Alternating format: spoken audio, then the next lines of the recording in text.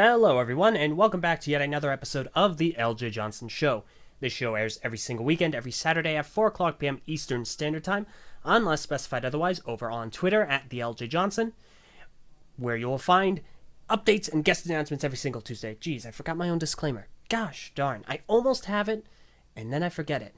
But then I have it again later on, so we'll make up for it at the end of the show. So, if you have any questions and or inquiries, make sure to email me at ljjohnson@gmail.com. Okay, that should square away everything, so let's go ahead and get into things. I'm very excited for my next guest. He is a MOCist. He dabbles in constructible action figures, and you can see one of his MOCs on screen right now. You might know him for running a series on YouTube known as the Bionicle Inspiration Series. It's none other than Ben Cossy. How you doing today? I'm doing very well, LJ. How are you? I'm doing well. It's much later in the day for me than I usually do this, but you know what? That means I've had plenty of... Okay, I haven't had plenty of sleep, but I've been awake, so I'm with things. That's good. That's good. That's good. Do you want to know a fun fact? Yes. I always knew the term construction, but this is the first time I realized that meant constructible action figure, which is probably really embarrassing, and I probably should have known that, but today I learned, so there you go. Yeah, it's really interesting where that comes from, because I guess LEGO does use that as an official term now, but the first time they used it was on a sticker that said constructible action figure on a Galador box. What? Yeah. Huh. That's the last place I expected to see that. Yeah, totally. Because I don't know, I only ever remember hearing that word when G2 came out, and suddenly just people were like, oh, yeah, construction this, and I'm like, what does that mean? I'm like, okay, well, it's a Bionicle thing. I got it. Cool. Yeah. Yeah. But no, there you go. I learned. Yeah, no, it's really interesting, because, that's actually kind of an interesting point that you kind of made there, because I don't remember hearing it before. Like, we got different types of constructible action figure, like with CCBS. Like, before, it was Technic, which morphed into Slicers, which morphed into Bionicle, and then that was just it. And so it was just the Bionicle system for everyone, and then we got all these different types, and then Construction started getting really popular. Yeah. That's fascinating. But I digress. Well, there you go. So, Exactly. I'm of course very excited to have you here. Go ahead and introduce yourself and tell us a little bit about yourself and how you got into LEGO and Bionicle. Sure. So my name is Ben Cossy. That is not my real name, but this is not the place to say my real name. But my name is Ben Cossy.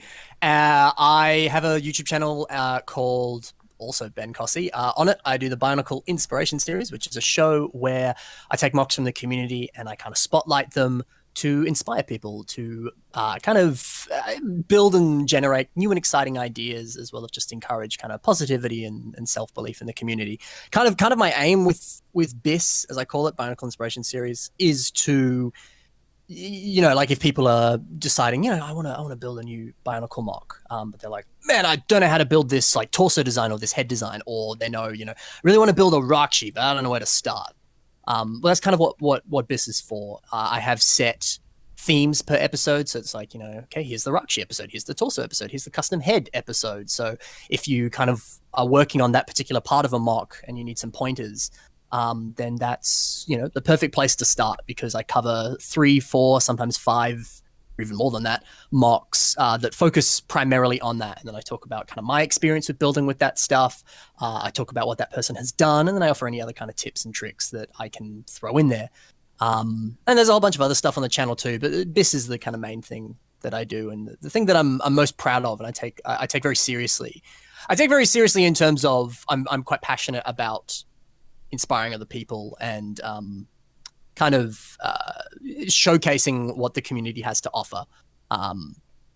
So in that sense, I take it very seriously, but it's a fun time. It's not, welcome to Bionicle Inspiration Series. I think you open to page 47 of the textbook. It's not like that. How dare you make that MOC wrong? That's a slap on the hand. To detention with you. Can you imagine I give people detentions for bad MOCs? Wow. But no, it's a fun time. I always enjoy recording them. I'm almost at episode 100, which is really exciting. I have some special stuff planned for that. So stay tuned. Any teasers you want to give? Any winks or nudges or hints? Or you want to keep it under wraps?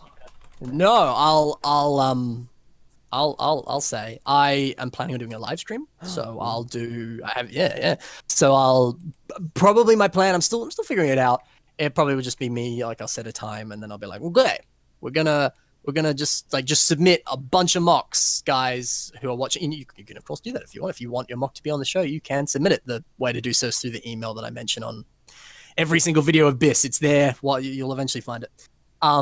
But it'll probably just be like, submit a bunch of stuff, guys. I'll do a live stream. I already have like 100 submissions, so it'll just be like, let's just work through them, and then we can hang out and chat and have a good time. So that'll be fun.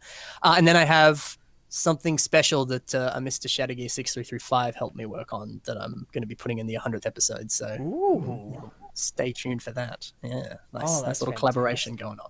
That's wonderful. I gotta catch up with him. Like, it's been a while since I last talked to him, and he's he's such a nice guy. He's fun to talk to. So I gotta hit him up sometime. Man. For sure. Yeah. So I obviously. Yes. Oh, my apologies. Yes. No, I was just going to keep going on because you were saying to talk about my experience with Lego and stuff like that. Please do. Sure. So the way I started with YouTube was I was in what the youth call a mocking block, which it's like artist block. It's you're like, I don't know what to build or blah blah blah. And I was in that for quite a long period of time. This was like 2012 or something. This was ages ago, and then I got out of it eventually because I kind of realized, hey, beating myself up and like not believing in my abilities and, listening to the pressures of, I need to build something to be absolutely perfect and amazing. And I need to like please other people with my mocks and sacrifice myself to please others like that. That's a bad idea. It doesn't work with art. And then I realized, okay, let's not do that anymore.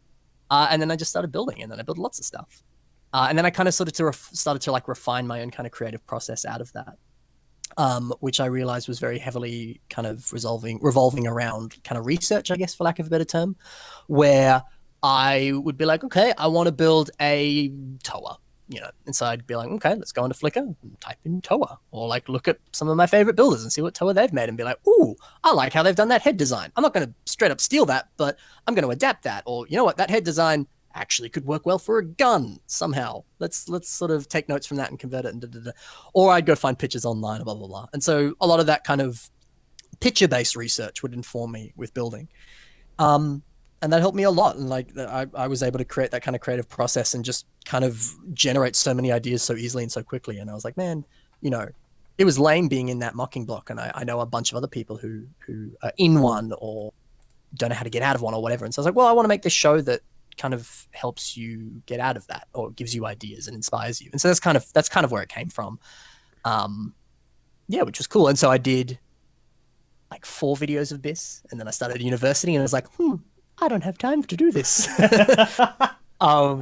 And then I eventually kind of reworked my schedule, and because I was like, man, I miss doing videos. And so like 4 years later or something, I came back. I was like, okay, here's some more videos. And I'm like, don't expect them weekly because this is hard. And then I was like, never mind, expect them weekly. And so I think that was like 2 years ago or something now, and it's at 100 episodes. Yeah, 1 a week, which is good. It's fun. That is amazing. See, I love the concept. Like, just being so driven to inspire other people with all of these creations, just inspiring them to make just cool and fascinating things is wonderful. And that's something I want to touch on more as we get into things. Sure. Before we do that, go ahead and tell us a little bit about how you got into, like, your first time getting into Bionicle, getting into Lego, and then getting into building itself.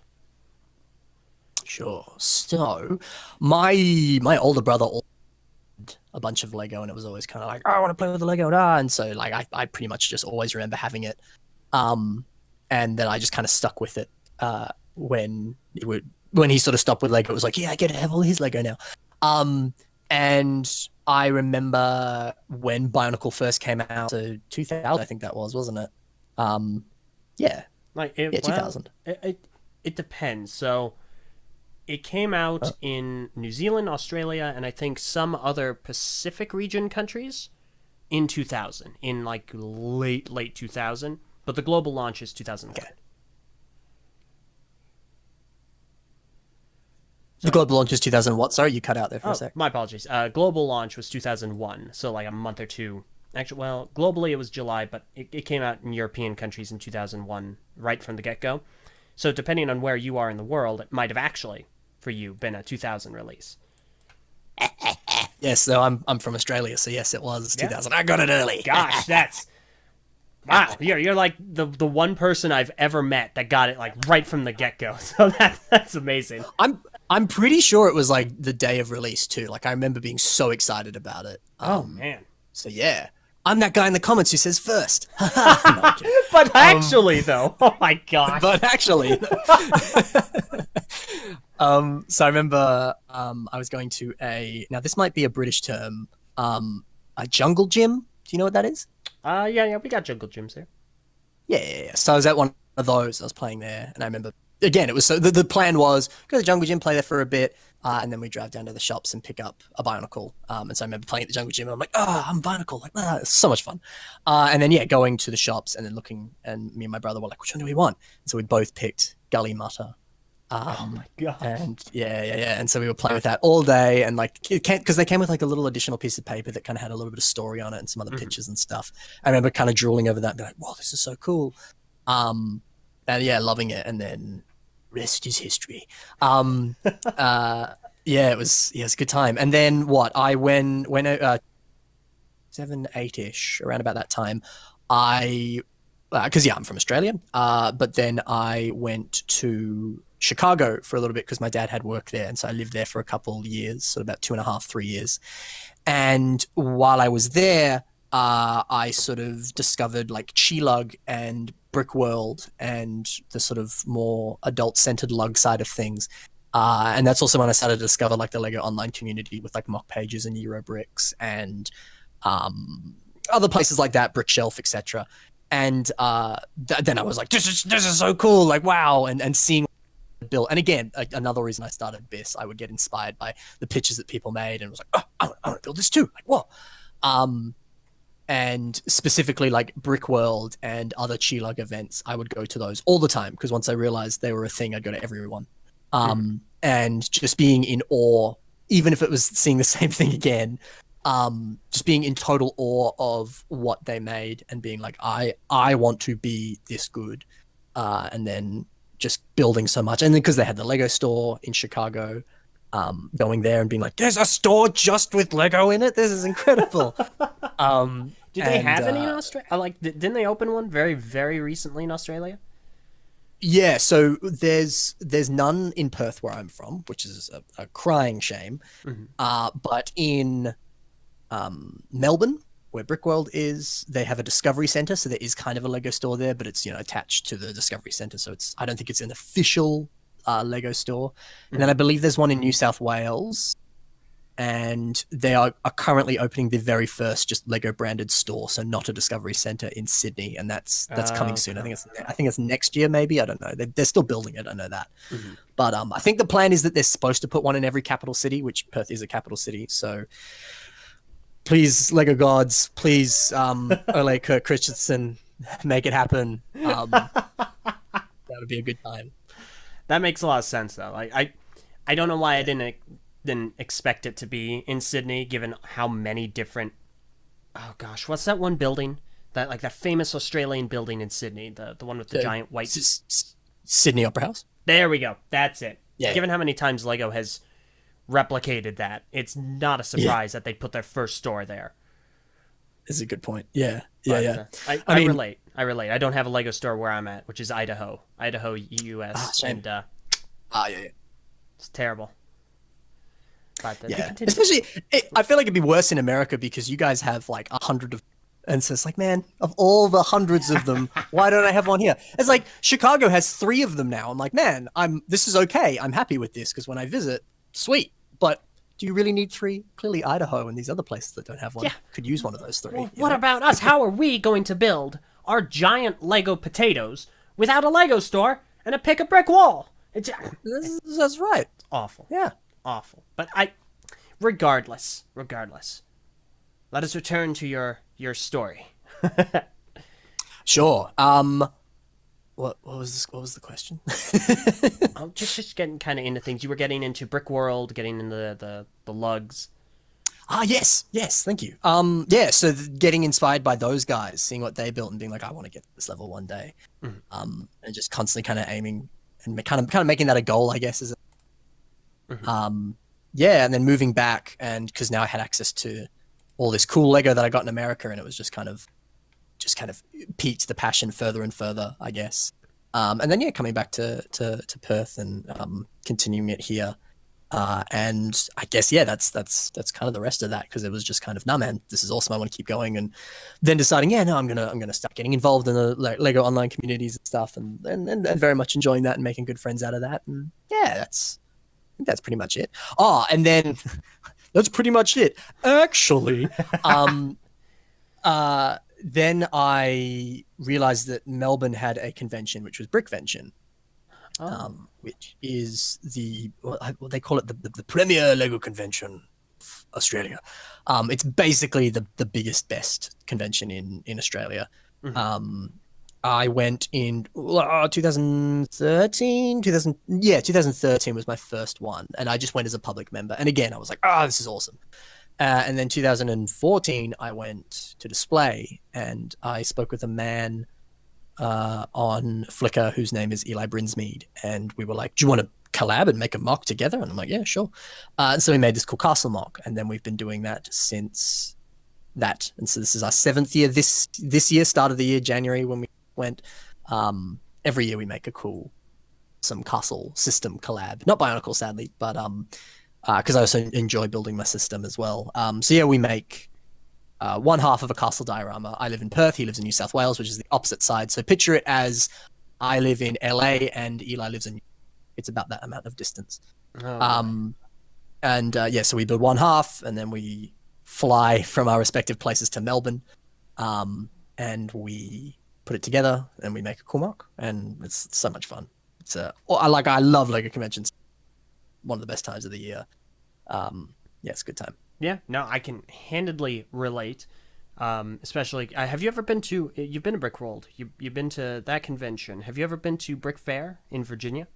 I haven't. That's top of my list. I Oh, can't wait to go one year. Yeah, Good, yeah. good, good. It's oh gosh. Oh, last year especially. That was oof, that was awesome. Awesome, awesome. Because knowing that there's so much of a Bionicle presence there, that's so exciting. And especially Mhm. too, like when I have gone to, because the two conventions I always go to are Bricktober, which is my local convention, and Brickvention every year in Melbourne. And then yeah, like a couple of years ago I went to Brickworld, but that's just because it timed nicely and it was kind of it was a one-off thing. It's very expensive to go to America, so like Oh yeah, yeah. may not happen for a while. But yeah, meeting people there for the first time who like I stuff, it's being like, wow, this is the coolest thing. And I know that Brick Fair, there's so many people I'm friends with online who go to that, and so it's like, one, I want to go just for the large Bionicle presence, and two, I want to go because it's one of the top conventions in the world, Hmm. and also yeah, for that to be able to meet cool people that I've talked to online, and hang out with them. I think that'd be so much fun. Oh Yeah, yeah. so no, I'd love to go, but the only issue is because I could easily go, but it's like the week that university starts. That's the week of Oh Brick Fair, so it's like the worst possible time. darn. Um, Gosh, yeah. that's But I mean, yeah. But I'm gonna see if I can work something out. But we'll see if like there will be a time in which I will go, but I don't know Mhm. when exactly. Yeah. No, I feel really dumb for a moment there because I was like, wait, university starts for him? Why? It's in the middle of summer. Oh, wait. No, it's not. Not for him. No, it's summer right now. It's like 100 right now, so Oh, it's pretty hot. gosh, dang! Yeah. It's in the 100 Celsius. No, 100 Fahrenheit. I Oh, converted. It's like okay, 30 something at the moment. fair enough. Yeah, Check no, the old phone app. It's it's about it's 30ish. yeah, it's 23 degrees Celsius. Not Okay, fair Fahrenheit. enough. That's like yeah. Yeah. Okay, so that's I don't often have people on the show that start off getting kind of into the physical side of the land, the Lego Ambassador Network, or the LUGs, the Lego user groups, and so on and so forth. So For someone who got into Bionicle kind of independently, and then eventually found out about the Lego user groups and then all of these communities, would you recommend that other people do that as quickly as possible? Search out in their area, see if they can find Lego user groups that would facilitate a drive in their interest. 100%, yes. I want to say that I told you to make this cool transition in the past, but I didn't. I have a video coming out on about why it's awesome to join a lug, and I don't know. I think I've scheduled that for Tuesday or something. It's quite soon. Excellent. But the video talks about what I'm about to talk about. This is not me trying to plug my own content, but well, you should be. I want you to plug your own content. Oh, okay. Plug away. But yeah, no, 100%. One story I love to tell about this is there's the local lug in Perth. We have these sort of build nights that we call them, or Build-A-Palooza is what they're also called. And we meet once a month. And it's literally just you meet, you bring Lego, you talk, you can buy and sell if you want, sort of thing. It's just a fun meetup to chat and hang out. And for the longest time, I would see these events coming up on Facebook, and I'd be like, no, I'm good. I don't know why as well. I was just like, nah. And then one day someone was like, oh, the build night's on. And I think I was buying Lego, and they were like, I'll come to the build night and pick it up. And I'm like, no. Like, you come to me. They're like, no, just come to the build night. You'll have fun. I'm like, fine. And I went to the build night, and I had the best time. Like, it was so much fun because I just brought my Lego and I built that, and I hung out and talked Lego for like 4 hours. It was a great time. Like, I absolutely loved it. And then I was like, why wasn't I doing this all the time? And so, yeah, now I go pretty much every time I can. One reason that if you're not edited from my thoughts there, the last one I went to, because we're official registered lug now, they're like, here, Lego sent us free Lego, have some free Lego. And I was like, yes. So my free lug Lego, and it was a blast. It was great. And yeah, like the thing is, you make so many awesome friends out of it. And here in Perth especially, we have a lot of kind of buying and selling that we do. And people are so fair and lovely about it. Like there was one time I just needed one piece to finish a mock. Put out the call on the Facebook group, and they were like, yeah, here, I've got it. And I was like, cool. And they're like, I'll meet me here, we'll pick it up. And I was like, cool. And so I met up with them. Like, how much does that come to? And they're like, dude, it's one piece, just take it. And I'm like, no, I can't do this. And I'm like, dude, it doesn't matter. So like there's so many generous and beautiful people, and like that's not just a Perth thing, like everyone. So like I thoroughly recommend you join a lug, not just because you could get free Lego, but because you'll meet so many awesome people out of it. You'll have such a fun time. And yeah, like, Lego gives you cool stuff sometimes, so Yeah, honestly, I cannot help but echo the sentiments. Like it's absolutely. I know that there's a lot that goes into the Lego Ambassador network, and that is reflected in the Lego user groups.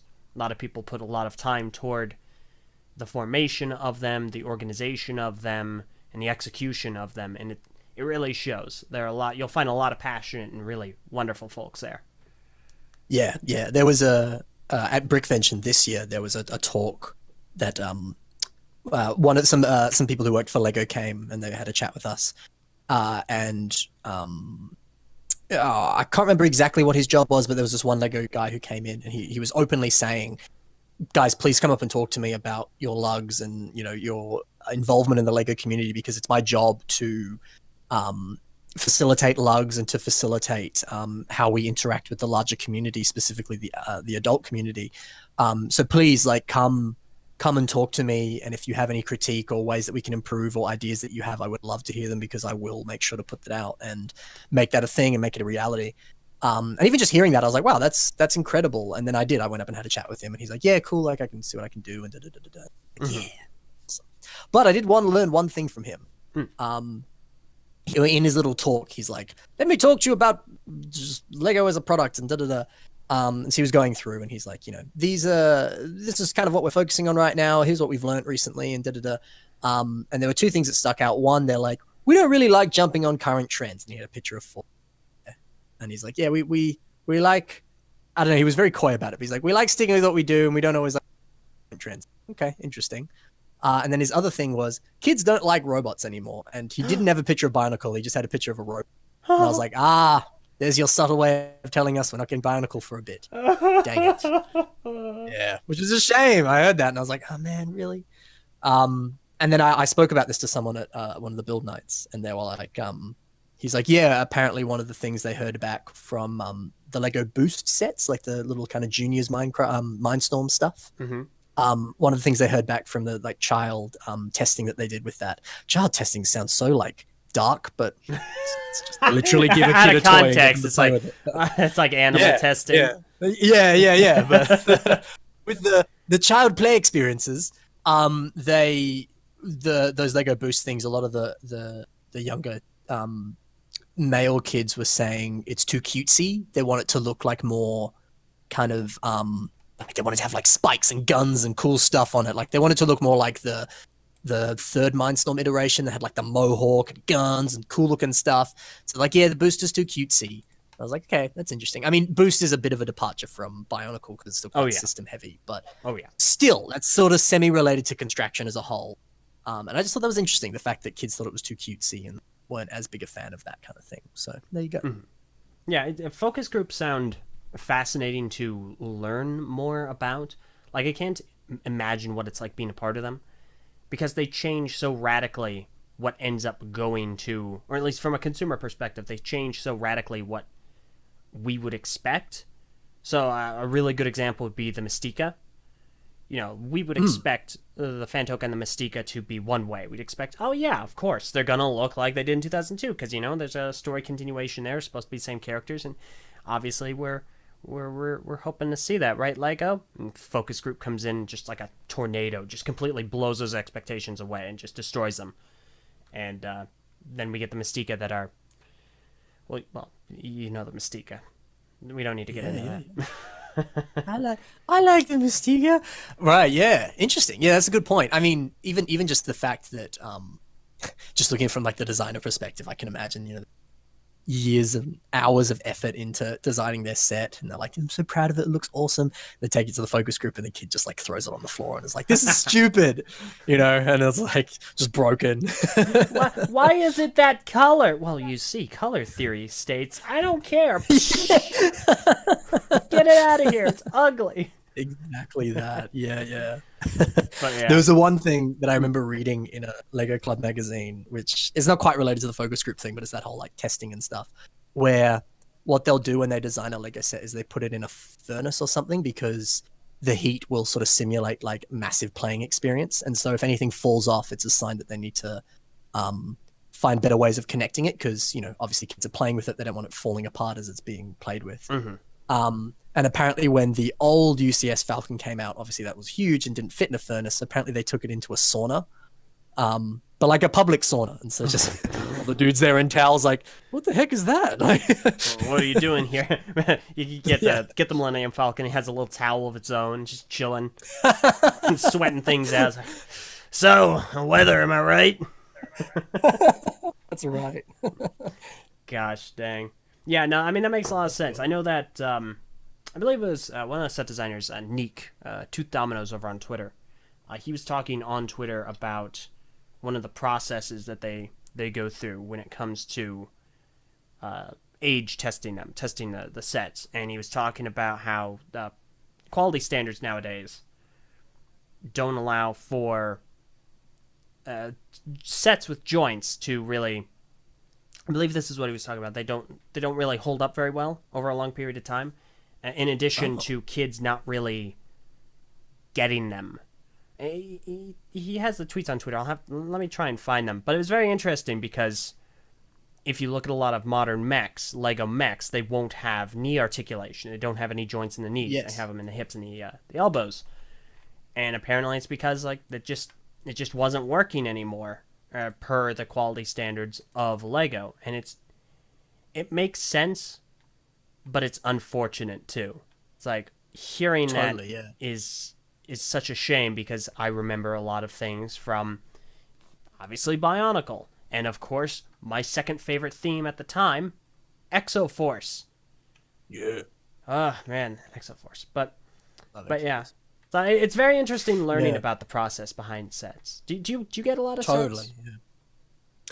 Yes and no. I mean, it's rare for me to keep a set built because I normally buy sets for pieces. But there's a few sets, especially recently, that I've bought where I've been like, I want this for the set. Like I have Ninjago City sitting on my shelf right now. Beautiful set, Oh, but also wonderful. really tempting to take apart because there's a lot of really nice pieces in it. But it's really beautiful, so I'll keep it alive Mhm. quite a while. And then there's a few other like city sets and a couple other things that I've bought recently ah that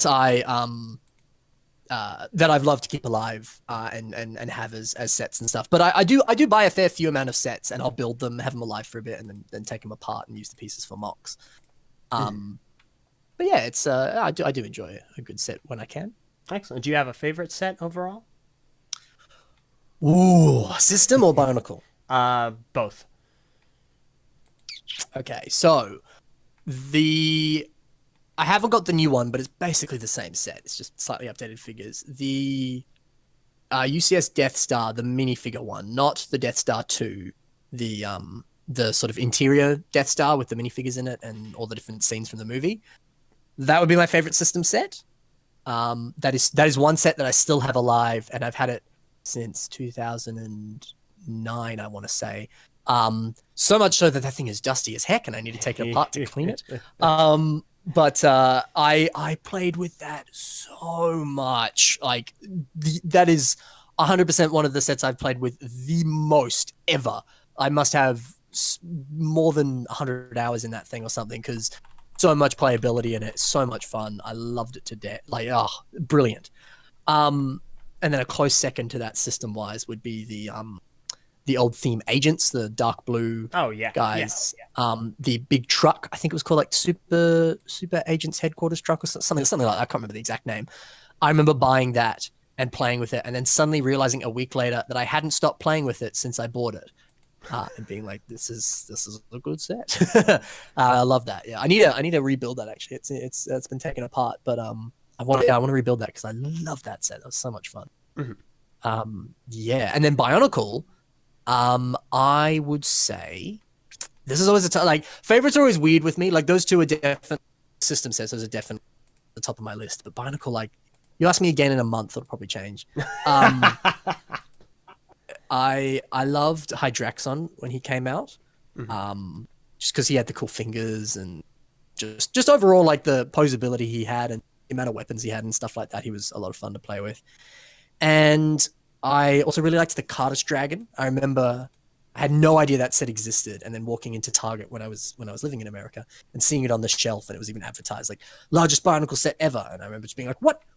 I didn't know about this. It's also the largest Bionicle set ever. Like what? And then just like going up to my parents and being like, and they're like, yeah, cool, we'll get it. And I'm like, really? Yeah.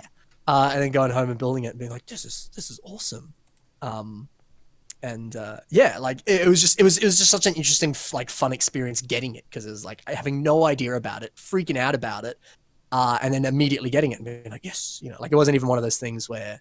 And I remember that was the case with the old Cloud City set. I remember seeing that in shops and having no idea it existed, seeing it, looking at it, thinking it was cool, being like, can I get it? And I'm like, no, it's like super expensive. Oh, and then disappeared later, and then nowadays that set's worth quite a lot of money. And Oh it's yeah, like, man, it's I wish very sought I'd bought after. that. Very sought after. Yeah, yeah. I think Lovely set. last I saw it was like worth $500. I want to say. Probably. I mean, the Boba Fett alone is 150 or something. Oh Ridiculous. jeez, Yeah, goodness yeah, gracious. yeah. That So there you go. see, I find that interesting that you say your favorite Bionicle set changes. Like for me, it's system and Bionicle. It's always a hard, easy answer. It's like well, hard, easy. It's like a solid, easy answer. Sure. Always Lee Mata. Always Ninjago City. Just all right, we're good. Nice. But Do you like the Ninjago docks? Do you have that? yes, I do have that, and I also really enjoy the docks. They are a wonderful addition to the ensemble. They look really great. The building experience is fantastic.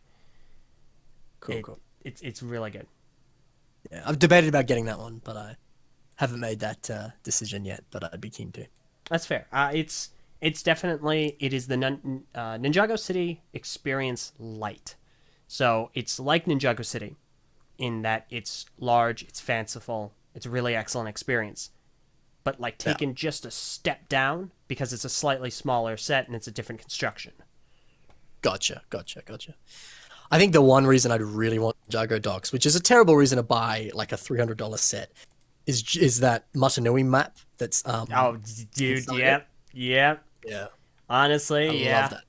that. That stands to be one of the draws for these two in particular, because you have both of them have Bionicle references, and it's just like, all right, yeah, no, I'm a sucker for that. 100%. There's a Bionicle reference in Ninjago City? Is there? There are three of them. What?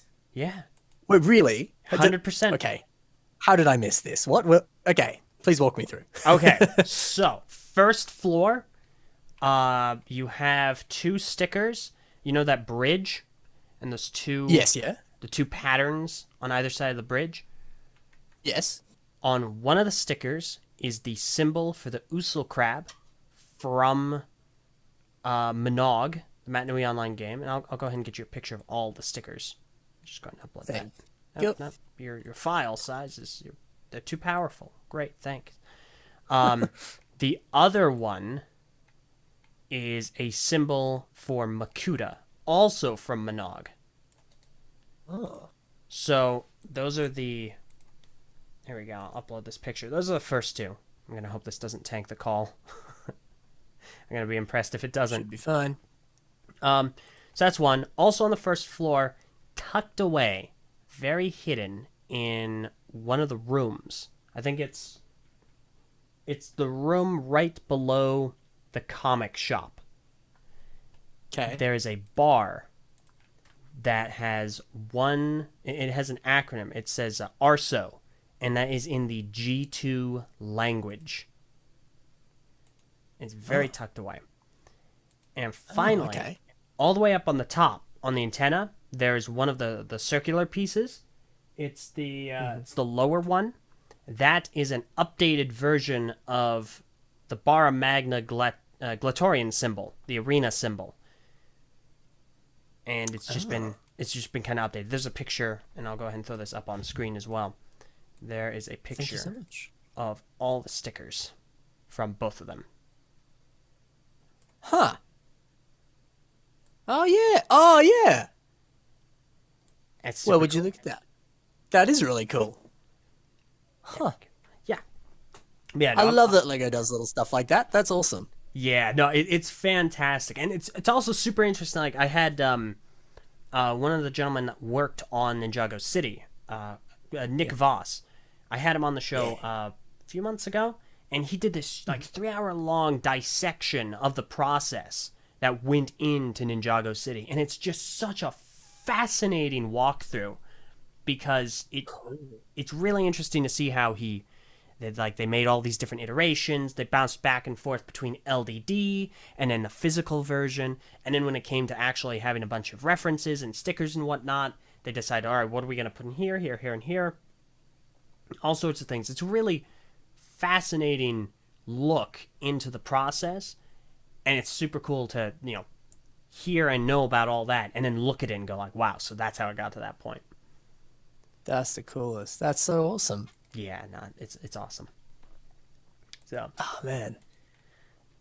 Very cool. Oh, I'm so glad you showed me that now. Now I'm like, because I actually haven't applied the stickers on my Ninjago City, which slightly feels like a crime, but I also tend not to do that with my sets just because I will use those pieces in other MOCs. And now that I know these exist, I'm like, okay, I'll be using these in some other MOCs. yeah. Yeah, they're totally official. It's like, yep, that's from Monog. That's from 2009. And it's like it gets all the regions, gets all the different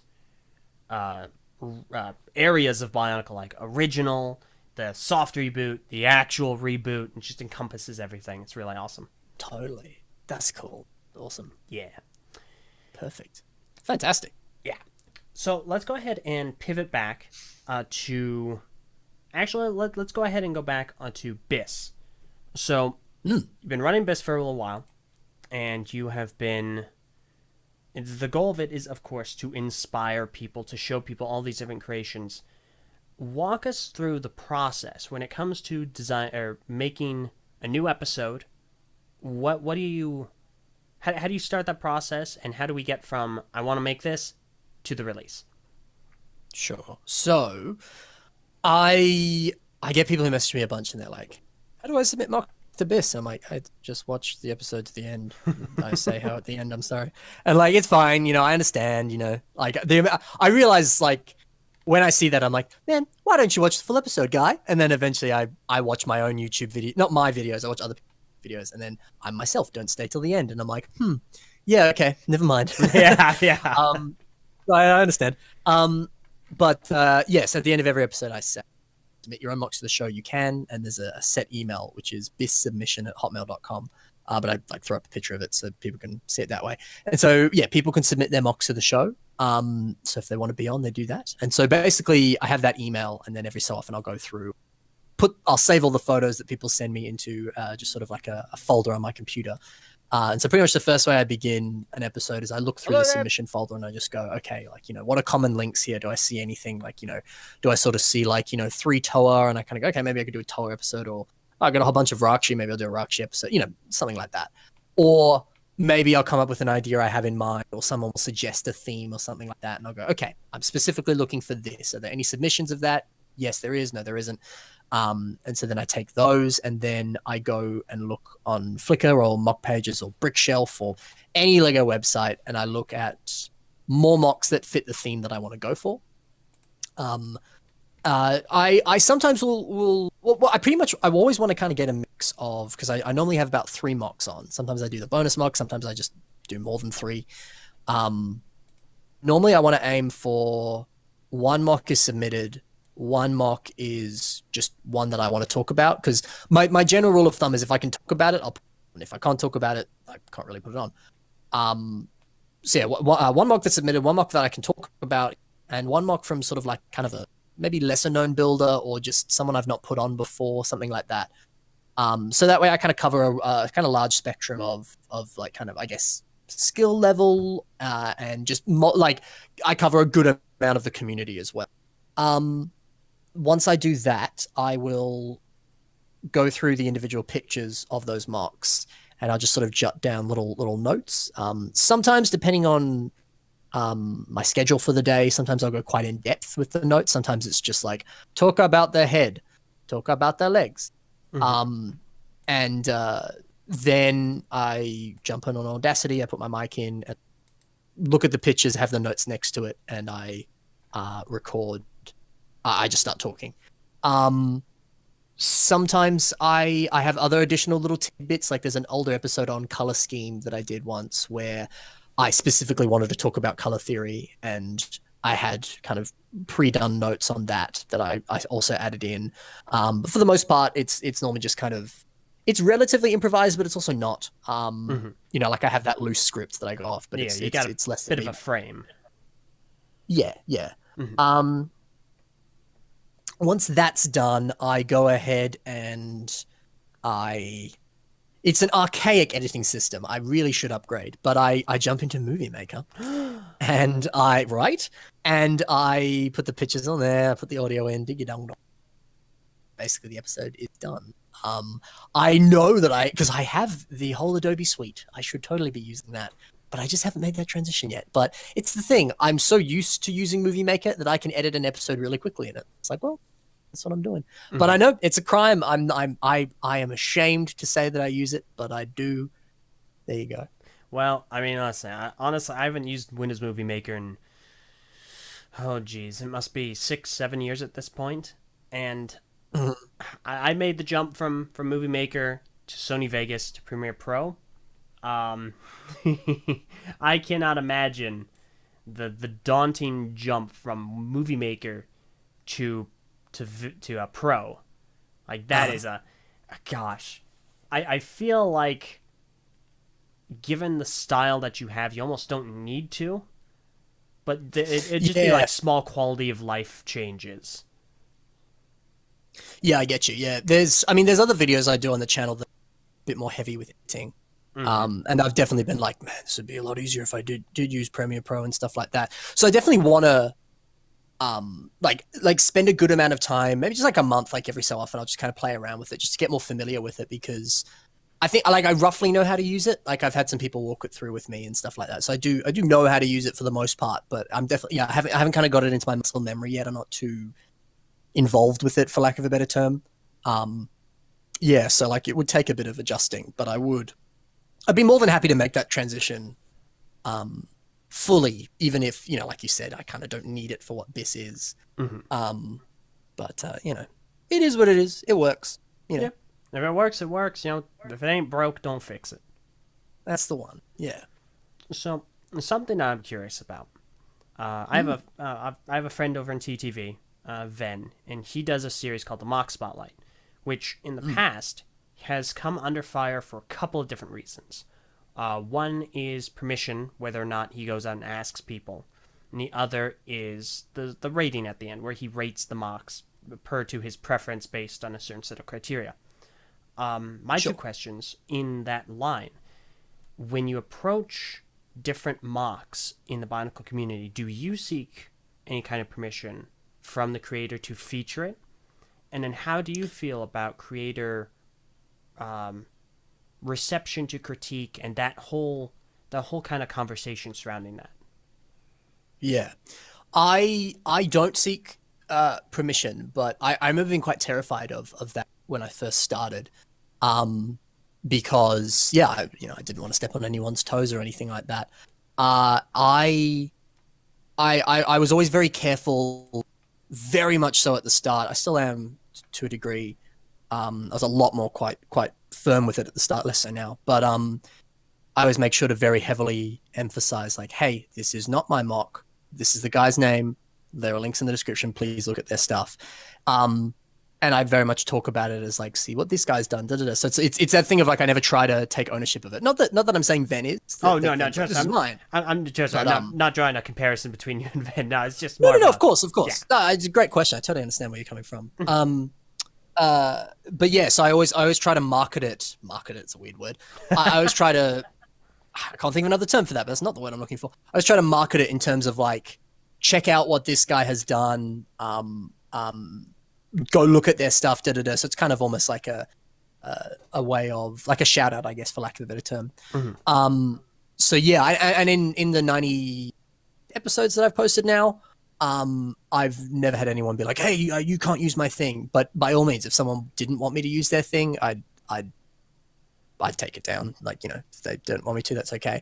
I mean, the only reason I don't ask people if they want it to be featured is to some degree, I kind of base it off like the Brothers Brick or Brick Nerd, those websites where they just feature people's stuff. They don't necessarily say, hey, can we feature your stuff? It's more, what you built is awesome. We're going to promote it. That sort of thing. Yeah. But also too, like I'd hate to, because there's times I feature people's mock. I know for a fact they do not build anymore. They do not even go anywhere near the LEGO community. They're very much inactive. And so I'd hate to send them a message and be like, can I feature your mock? And then like a year later, they'd be like, oh, sure, I guess. And I'd be like, it's too late now. I've already done the episode. Like, you know, like that sort of thing. But you know, like I said, I've never had anyone, how dare you, Ben? And that's, you know, but if they don't want me to, by all means, I will take that down. Okay. Yeah. And the other side of the question was on dealing with the criticism thing, wasn't it? Sorry. Yeah, along the lines of how do you feel about when so there was a whole discussion around MOCists and public commentary. So like if, for instance, I were to put a mock of mine, I don't really mock. I have like one to my name, but say I was putting a mock of mine online, and a bunch of people, it's just I just put it on there to be like, check it out, it's my mock, and then a bunch of people came in and they're like, well, that sucks, that sucks, that sucks, that sucks, meh, that sucks, that sucks, that's okay, meh, that sucks, that sucks.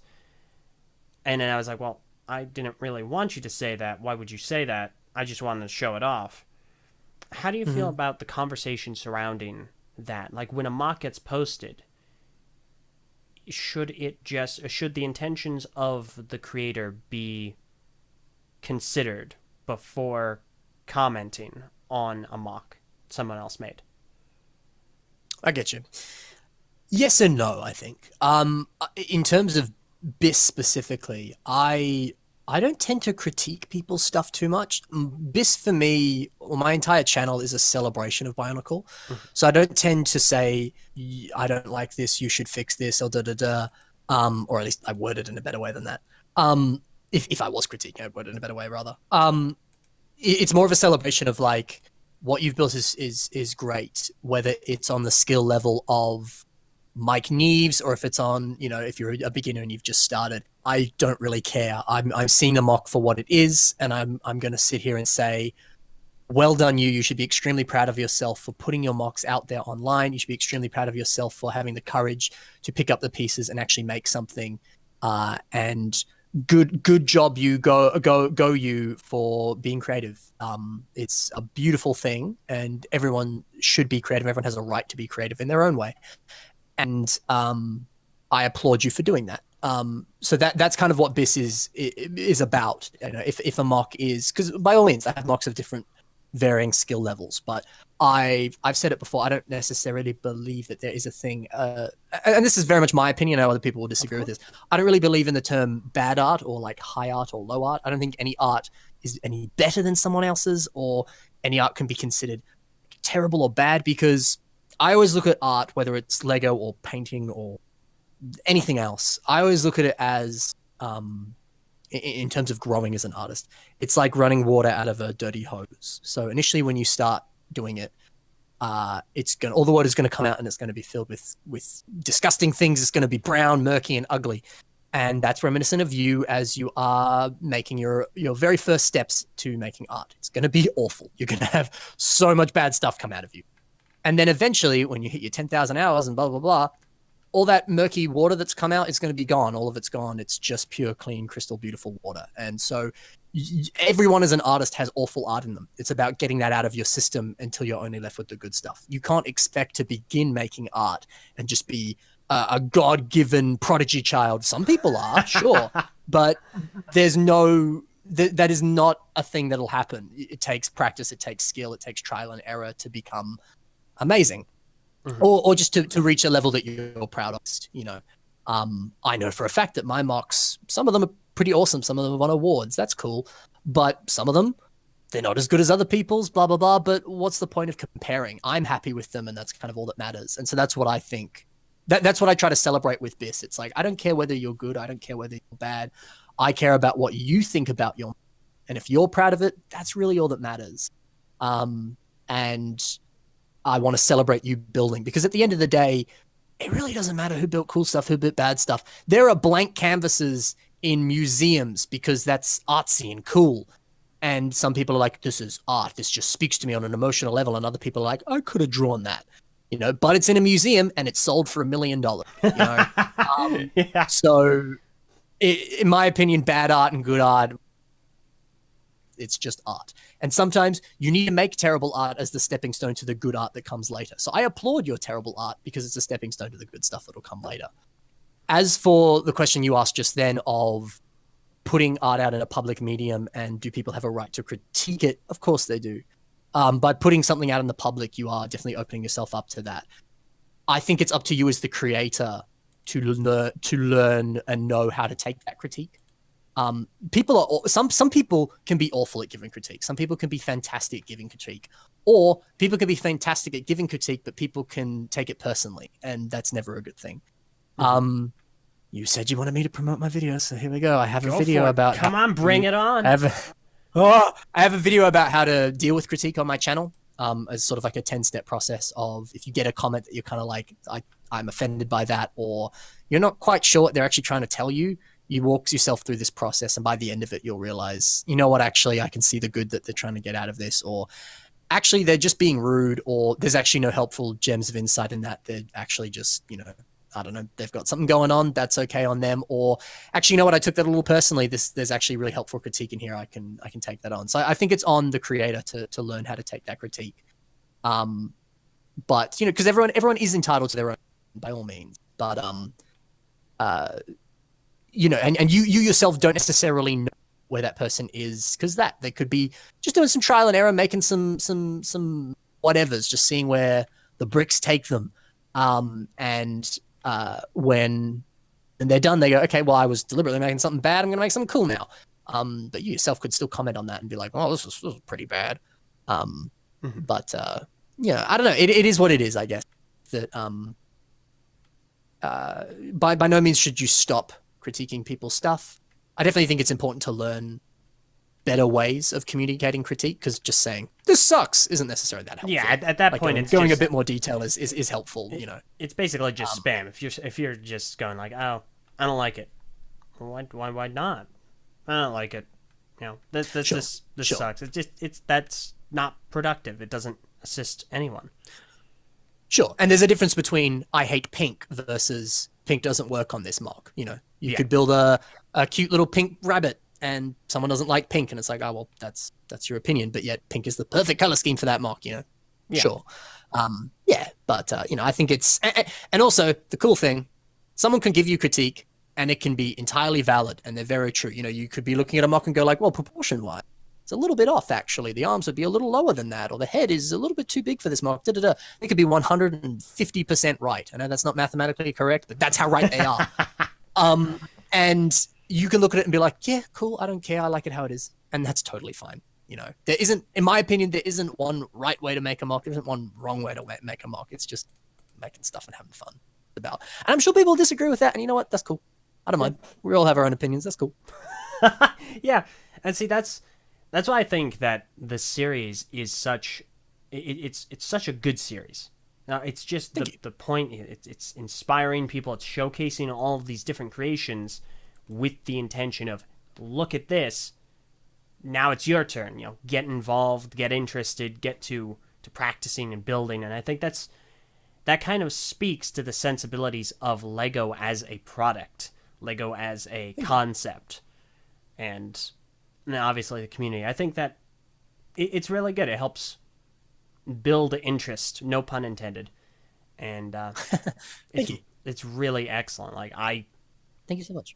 I definitely think it's one of the best mocking series that are out there right now. Well, thank you. I appreciate that. Absolutely. Now, when it comes to, do you have a specific subject that you like to cover more than others, and then do you have a subject that you've been trying to kind of lean away from, or that you're not super invested in? Like, are there any paradigms there? In terms of sort of specific BIS episodes, that like a specific theme that I kind of want to stay away from, that sort of thing, is it? Yeah, kind of like that. And then something that you're really, really super excited about, that subject, a focus that you really like. Gotcha. Yeah, sure.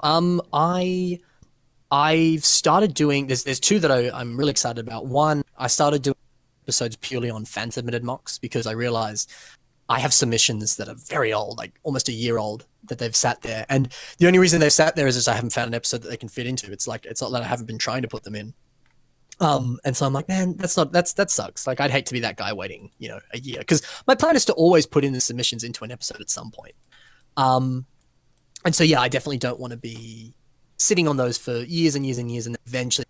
So I like to have and want to put multiple episodes out there of purely fan submitted stuff. So I don't pick anything else. It's just anything that was submitted in email is just in this episode. And then I also cover maybe I think I covered 6 in the last one. I cover it more than normal, so that it's like, okay, here's all your stuff. Mm-hmm. And that always excites me, because I always love it when I can put other people's mocks in the videos, because sometimes people are super grateful. Like the other day, I put someone's in their comments on Flickr, and they're like, oh, awesome, thanks, man. And then other times it really makes people's days. Like I get all caps personal messages, and they're like, thank you so much. And it's like, that's cool. Like I'm glad that I made your day, kind of thing. So that's always awesome doing those. I have another one planned that I'm really excited about, which is a BIS episode purely on Anika builds. Because like I said before, obviously there's people coming in with varying skill levels. And so I want to do an episode on mocks that their frame is just basic Anika build, the Anika limbs, all that sort of stuff, but it's been layered really, really nicely. And so, to a degree, it's a much more simple build. It's a much more approachable build for any kind of skill level. But the mocks themselves actually look really, really slick, really, really well built. And so I'm excited to release that episode, because it's very much a kind of anyone can do this, and anyone can do it and still have a really awesome result at the end.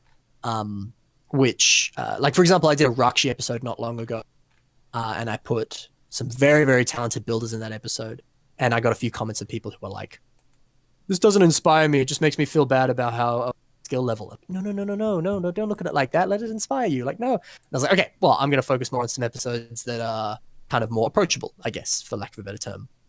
And so that's one of those episodes. And I got a few more of those planned, which I'm really excited about because I very much want to do that. And I also put out the call the other day, community tab on my YouTube, where I just said, like, as I get to episode 100, what sort of stuff do you guys want to see with BIS in the future?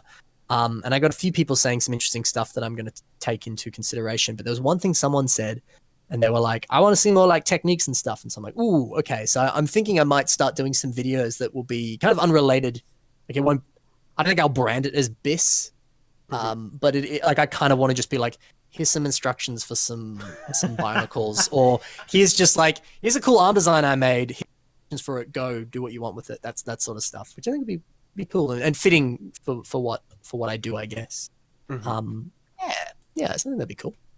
That sounds fantastic. Yeah, no, I know that there's definitely an interest in technique videos, kind of showing the different building styles. And I mean, on that note, even, I know that a lot of people, well, there are some people who have conversed about technique accrediting. So somebody creates a technique and they put it out there and say, well, anyone can use this. Just make sure that you let people know I made it. Do you have a stance on that? I can understand that notion. Like, I remember in mock pages, the days where mock pages was a very active bionicle community, and I was a part of that and loving it. I remember people were very like, I made that critique, like, make sure to credit me and da-da-da. And that's cool. I can understand that. It's like doing referencing at university. Say that with total exhaustion because I hate it with a passion. But I understand why. It's the thing of like, don't steal people's stuff and credit these guys because they deserve it. They put years of effort in. I understand that. But also, that's so much work and it's so pointless. Anyway, that's a complete other topic. But I totally understand that, of course. It's always good to credit people. I think the main important thing is to not own up and be like, yeah, this is my design. 100% it is. Yes. And it's like, well, no, it's not. You copied them. But I can also understand that sometimes people literally accidentally copy people's techniques, and then eventually someone goes, hey, you did this like this guy. And they're like, what? Someone did it before me? What? I didn't even know that. So I don't know. I think that's always an interesting ground because I can understand both perspectives. Like, it's nice to give people credit, but it's also, sometimes it's like, look, everyone's going to come up with shared ideas and like, do you really own that? And, whatever. Yeah. But I think the main thing is it's just important to not lie and pretend it's yours. And if you did take it from someone, you just let them know. It doesn't make you any less of a builder if you took it from someone. I mean, heck, like, look at a lot of professional artists like Picasso or Van Gogh and like those sorts of people. Like, you look into any of them deep enough, find the from other people, and whether or not they like very heavily copied other people or very heavily took inspiration from other people, kind of irrelevant. They still made cool art. And that's kind of all that matters, I guess. So fair enough. Yeah. I feel like I didn't quite answer that, but I I think you answered it magnificently. Honestly, that was a really in-depth answer. So normally I get to the YouTube comments, the live YouTube comments, and questions toward the end of things as we're kind of winding down. But I will point this out very briefly. Sure. A certain Shadow Gear 6335 asks, what happened to Oh, there we go. Sorry, I misread that. What happened to Kirox 98, Ben? Huh? So there's a funny story about this. When Shadow Gear did the Gearbox podcast. Hi, Shadow. Great. I just called you Shadow again. Why do I still call you that? Hi, Brendan. When Brendan had his Gearbox podcast, he had an email submission, much like I do with BIS for submitting mocks, but he had that for submitting questions. And I was listening along to the Gearbox podcast, and I had an evil plan. I decided to use one of my many emails that didn't seem like it was connected to me. And I called myself Toa Chirox 98, and I sent him a question. I think it was like, how do you eat your sandwiches or something? It was kind of like a more obscure question, but it kind of fit. And then I think I also said something like, I've been a massive fan of you for a whole 2 days. Like, I love you so much. And like, I worded it all funny. and I was hoping he'd put it on the show and not realize. And then he put it on, and he was coy about it. But then eventually, I was in a Skype call with him, and he's like, "Hi, ToaChioX98." I'm like, "What are you talking about?" And he's like, "Of course, I noticed forward that account." And I'm like, "No." Yeah, it was very funny, and I think ToaChioX98 has appeared in other stuff since. Like, I did a podcast with Brendan, and he introduced me as ToaChioX98. And then that critique video, in the thumbnail, I just made all these fake comments of people giving bad critique. And one of the comments is from ToaChioX98. Yeah, so sometimes I'll use that. I think even this will be a bit embarrassing. In one of my BIS podcasts, I didn't have a lot of questions from the audience. This was like episode 2 or something, I think. Mm-hmm. And I think I just made up a question that I wanted to talk about. Oh my gosh, and you I said, emailed it "Here's to one yourself." from ToaChioX98. Yeah. I think I might be wrong about that. I can't remember if I did that or not. I think I did. It's like you send in a question. Yeah. Okay, so this question from ToaChioX98. How do you stay so ripped? Well, thank you for asking. Let me tell you, How it did isn't you easy. know? Well, yeah. So that is the legacy of ToaChioX98. There you go.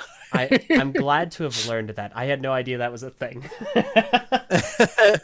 I don't know if that like account has been taken. I don't know if there is a ToaChioX account, but I hope that someone makes that, and then I look forward to just one day getting a comment from them being like, "They exist." Well, that'd be good. One day, the guy's just sitting there. He gets a bunch of emails from people going, "Hi, Yeah. Ben. Hi. Hey, here's my mock. If you could talk about that'd be awesome." And one day, it's like, I immediately would message Brendan, be like, "Is this you? I know it's you." it's just a random guy by the name of Frank. He's like, "My name is Ben. Yeah. What are you doing?" Oh my goodness. Just because I know you're about to go into more. I assume you're about to go into more questions. But there's one thing I spoke to you about before we started. Can I briefly touch upon that now? I was actually about to bring that up. Please. Look by at that all transition. Look at us go. means. It's a beautiful segue. Yeah. So while I was at Brickvention, I spoke to a lovely man by the name of Richard, otherwise known as The Rambling Brick. He has a blog. Be sure to check him out. He's a fantastic man. Lovely human being. And he had this conspiracy theory. Let's play the X-Files music. Do that in post. I wanted to talk about that because it was fascinating. I only know snippets of it, and I'm only going to share snippets of it because I want you to read the article when it comes out. He hasn't finished writing it yet, but the minute he does, I'm going to promote that so much because this is fascinating. And then there's another sub-point that relates to it, which slightly breaks my heart, but we'll save that for the end. So there's this old ideas book that came out in, I think, the 60s or 70s. I'm sorry, I can't remember what it's called, but if I look hard enough, I can find it for you. So basically, the ideas book is sort of just using very basic bricks because that's all that was out at the time. It was like those modern ideas books where it's kind of like, here's a bunch of, Lego bricks and things like that. Yeah. And there were these 2 minifigures. I don't remember their names. Again, read the article when it comes out. One of them had a white and red striped shirt. She was a female. And the other guy had just a plain blue shirt and he was a male. And they were the kind of main characters in this book. And I want to say they were the kind of the first named minifigures to some degree, or at least very early named minifigures, because rarely minifigures are named. But named in terms of they were in this book. Like, obviously, they didn't appear in sets necessarily. Mm-hmm.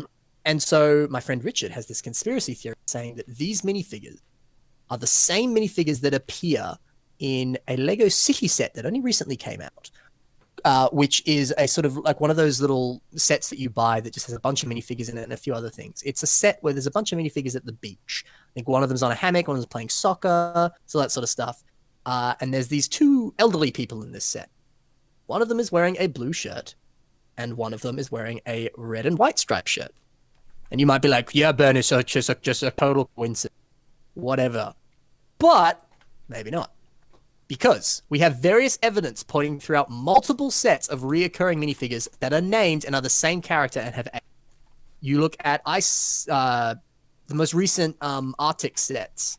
The pilot in that, I think in the first wave, he had a cute baby face. Baby face, that's totally the wrong term there. He had a normal Lego head.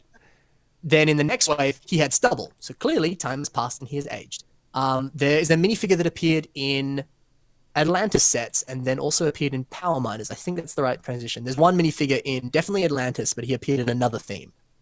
And I think there's a minifigure in Monster Fighters who had something, and he appeared in another theme. But in Monster Fighters, he had like a scar and a beard now and stuff like that. So we know for a fact that minifigures have in fact aged and appeared in multiple themes, across themes, that sort of stuff. And so part of me is like, yo, connected series, blah, blah, blah, blah, blah. The Lego Cinematic Universe, all that sort of stuff. And then there's the other one, which I think is a beautiful little connection. The original set that came with the first Lego Baby, which is another one of those sort of town minifigure collector pack sets. Mm-hmm. That's also the first minifigure set that came with a wheelchair as well. But the parents of that baby, I think the father has like a black beard and sort of cool black, like combed back hair. I can't remember what the wife looks like. But those two minifigures appear in a camper van set. They're wearing very similar clothing. They have the same heads, and they appear with a young child who's a bit older now. And a lot of people, when that set came out, were like, clearly that is the same parents from the first Lego Baby set. And Richard also believes that that baby is the grandson of the two people from the Ideas book. And he hasn't quite figured all that out yet, because finding a sort of string to prove it and stuff. But there's so much evidence behind it. And again, when he first told me, I was like, yeah, Richard, sure. But then as he kept going, I was like, you know what, dude? You might be onto something. And there's other fun things like Vladek, who is the evil knight from Knight's Kingdom. Lego has confirmed, it's on the Lego website. If you look hard enough, you can find it. He is the like great grandfather of Ogle from Alpha Team. Yes. So again, that's shared true. continuity. See? And yeah, so hashtag Lego Cinematic Universe confirmed it's true. So not only am I so incredibly on board for this theory, I went ahead and I looked up what I believe to be the sets you were talking about to kind of illustrate this. So I feel like the first... I can't find the old one. I don't know what the set name or number would be for the original one you were talking about with the brick-built figures. Yeah. Or the original named minifigures. However... They were literally... it was like a smiley face, hair in a different color because now they're gray. But just the colors of their shirts match up at least. And Richard was even like, they're not next to each other on the box. Perhaps there was a divorce. You know, who knows? Who knows? They're a modern couple. Who knows? Anyway, go on. So let me see here. So the first set I believe you're talking about, the minifigure pack at the very least. Yes. Is going to be set number 60153. People pack fun at the beach. Haha. And anyone? Wait, no, that's not the picture I wanted to. Okay, there we go. And so if you're looking at this picture, you see an old guy with kind of a blue Hawaiian shirt and a metal detector off to the right. And then off to the left, by what I assume to be some kind of an ice cream stand, you see the old lady in the red and white striped shirt. So they're those folks. Then I assume that the other set you were talking about, and I actually got this next one, 60134, Fun in the Park, City People Pack. That's the one.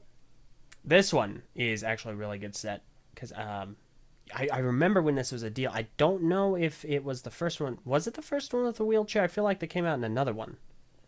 It was. I remember that set being quite historic when it came out because it was like first baby, first wheelchair, first. That was it. But yeah. Okay, fair enough. So you have the baby. You have the. I assume you're talking about the father over to the right, the one with the black beard and the black hair. It's all really neat. And then that's the one. The gal off to the left. So those folks there. Milk. And then the last one you were talking about, this is the one? It's, no, actually, but did you have something else to say with this one? No. That one I was just going to assume is the guy right there by the tent with the baby. But I'll get you a picture. In that case, yeah. I feel like I vaguely recall the one that you're talking about. I just don't know what the set name or number is. Yeah, I'll grab a picture for you. But I remember there was another thing as well that credence to this theory. There was an article I read talking about how sorry, this was an article talking on Eurobricks, and they were saying what do you call the minifigures in space, like the classic space people. Do they have a name? And then a lovely man by the name Bailey, some of you might know him, is a lovely man. He commented and he said, apparently the canon name for the planet they're on is something like Zonia or something like that. Apologies, I can't remember the pronunciation or the actual name of it. But that there was an actual canon name for that. But other people believed that the classic space theme was actually set in the future of Lego City, because there's multiple times you see the classic space logo appearing in actual Lego City sets. And then, for example, you see in Space Police where more classic space references and even references to like Insectoids and Blacktron showed up, where you would see, like, there was one set that had the old kind of classic space statue on it, and there was a similar statue that appeared in a Lego City set as well. So it was like, well, is that set in the future? Because it's, space and sci-fi, and then Lego City would be the current time, and blah, blah, blah. So, who knows? That's fascinating. That's amazing. Yeah. See, I love this because it's such a fun, it's just a fun theory. That's the one, hey. See, this is what we need to get an official response from LEGO for. Come on, LEGO. That's Let right. us know. Yeah, because somebody asked Richard when he was telling us about this, and he's like, why are you doing this? What's the point? What is your end game with this? End game. I'm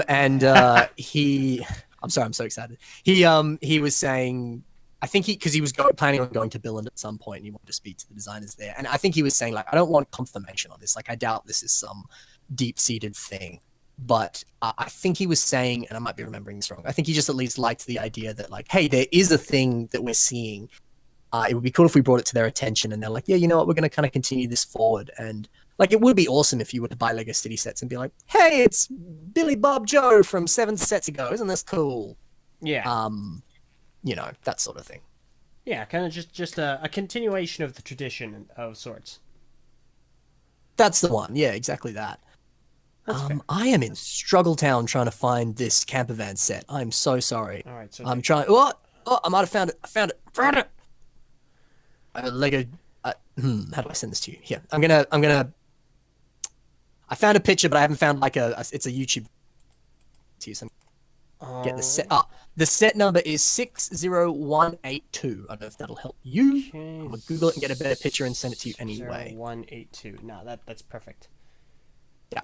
Pick up. So you can see that is. There you go. So that's clearly the same parents, and there's a little bit of an old kitty wink there.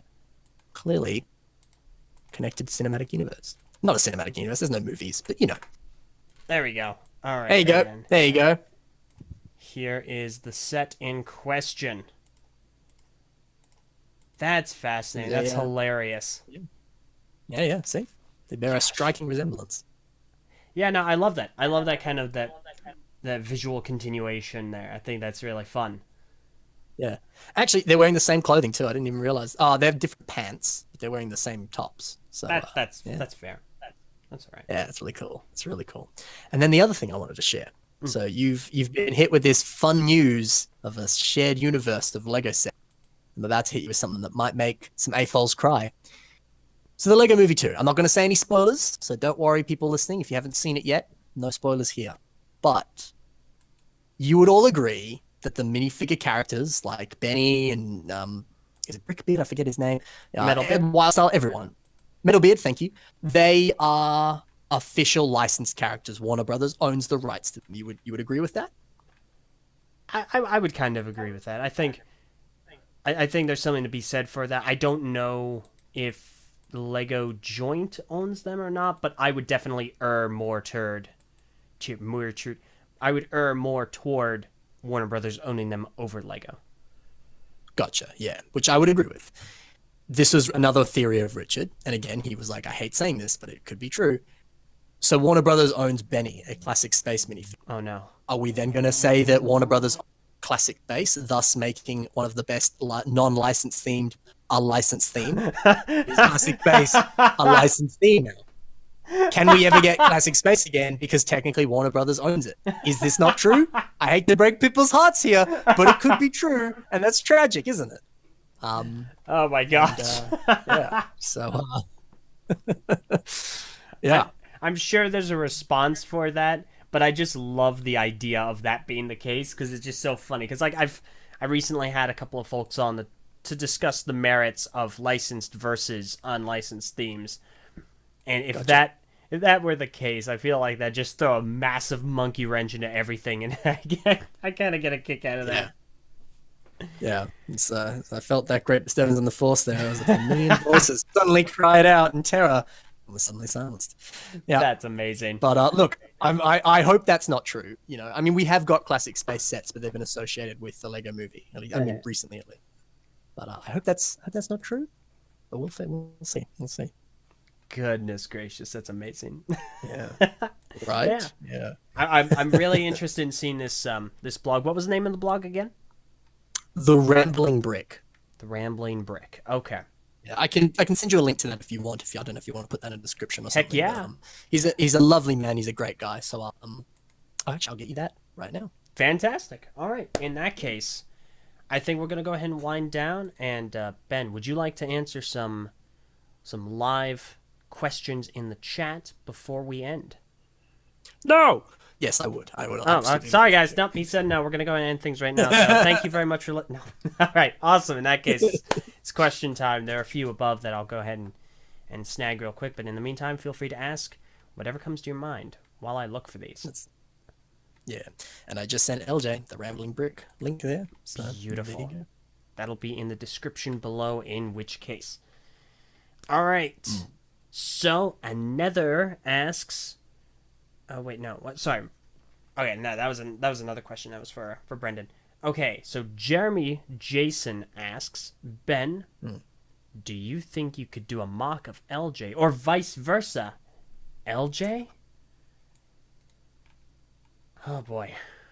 Oh, what a good question. Ben, it's not difficult to make a mock of me. It's just Lewa with a golden mask and a little more line. It's very straightforward. Yeah. Oh, goodness. I see. I would totally be down for that challenge. I don't mock regularly at all, but I mean, listen, man. I've had a blast chatting with you. You have so much raw energy, and it's just so much fun.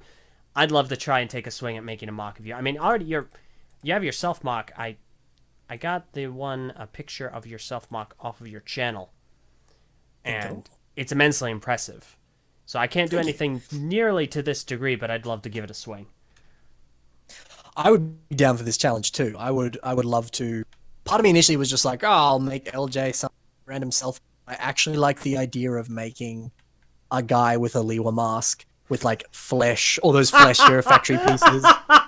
Oh my god! And like a Hawaiian shirt or something, like just getting some Scala stuff and having you just wearing like a nice shirt and some jeans. Like, I would love to do that. I kind of want to see this be born into the world. Yeah. That sounds. I think what was the guy's name who submitted it? That question? Was Jeremy Jason. Mr. Jeremy Jason, I accept your challenge. I'm gonna do. Sounds like. Yeah, I'm gonna do the same thing. I'm gonna give it a swing. Let's do it. Oh, this is fun. Cool. All right. Now I need to buy a I don't know if I have a gold Miru. I might. I know I have some, but I just don't remember if I have a Miru or not. If not, I'll bricklink it. But that'll be cool. They're not too difficult to come by. I mean, it helps that they're not really that gold. They're more coppery. Yeah, exactly that. Yeah. Although yours is almost more coppery, really. Yeah, it used to be. Like, if you look at it in the picture on my Twitter banner, then it's a bit coppery. But since then, it's definitely I've repainted it. It's definitely a lot more of a warm gold. Okay. Yeah, Next, you need to chrome it. Get a chrome gold one. Oh my gosh, I would never be able to touch it again. I'm so cautious of it getting scratched. It's like, okay, yes, it's just staying where it is for the rest of time. Then you need to like really commit and get like a bedazzled cane and like a gold. Just be Mr. Gold from Close Movie. I'm gonna just spray paint myself. Hello, everyone. Oh, jeez. Exactly that. All right, let's move on to some more questiones. I'm excited. All right, so, I'm gonna go ahead and forward this one. I don't know if this is a subject you would like to talk about, but I'll go ahead and put that in the chat so you can read it and kind of let me know.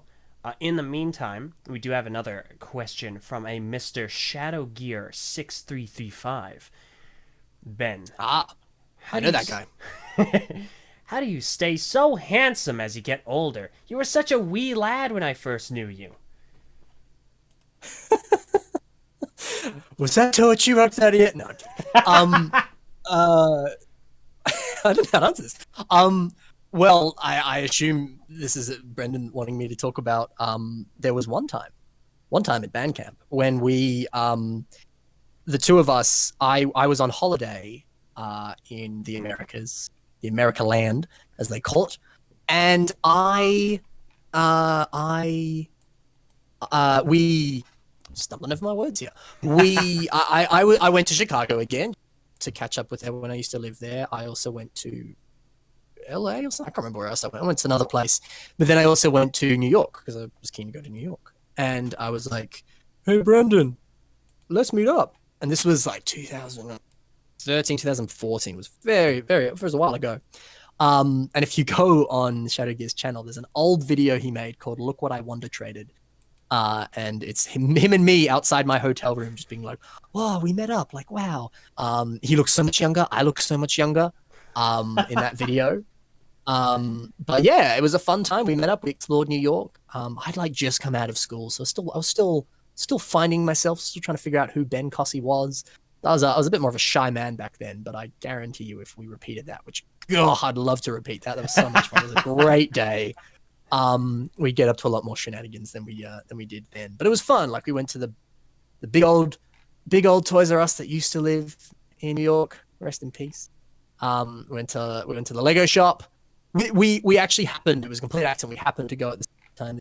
One of those builder model things where you went in and you just built the free model that they handed out. Oh yeah.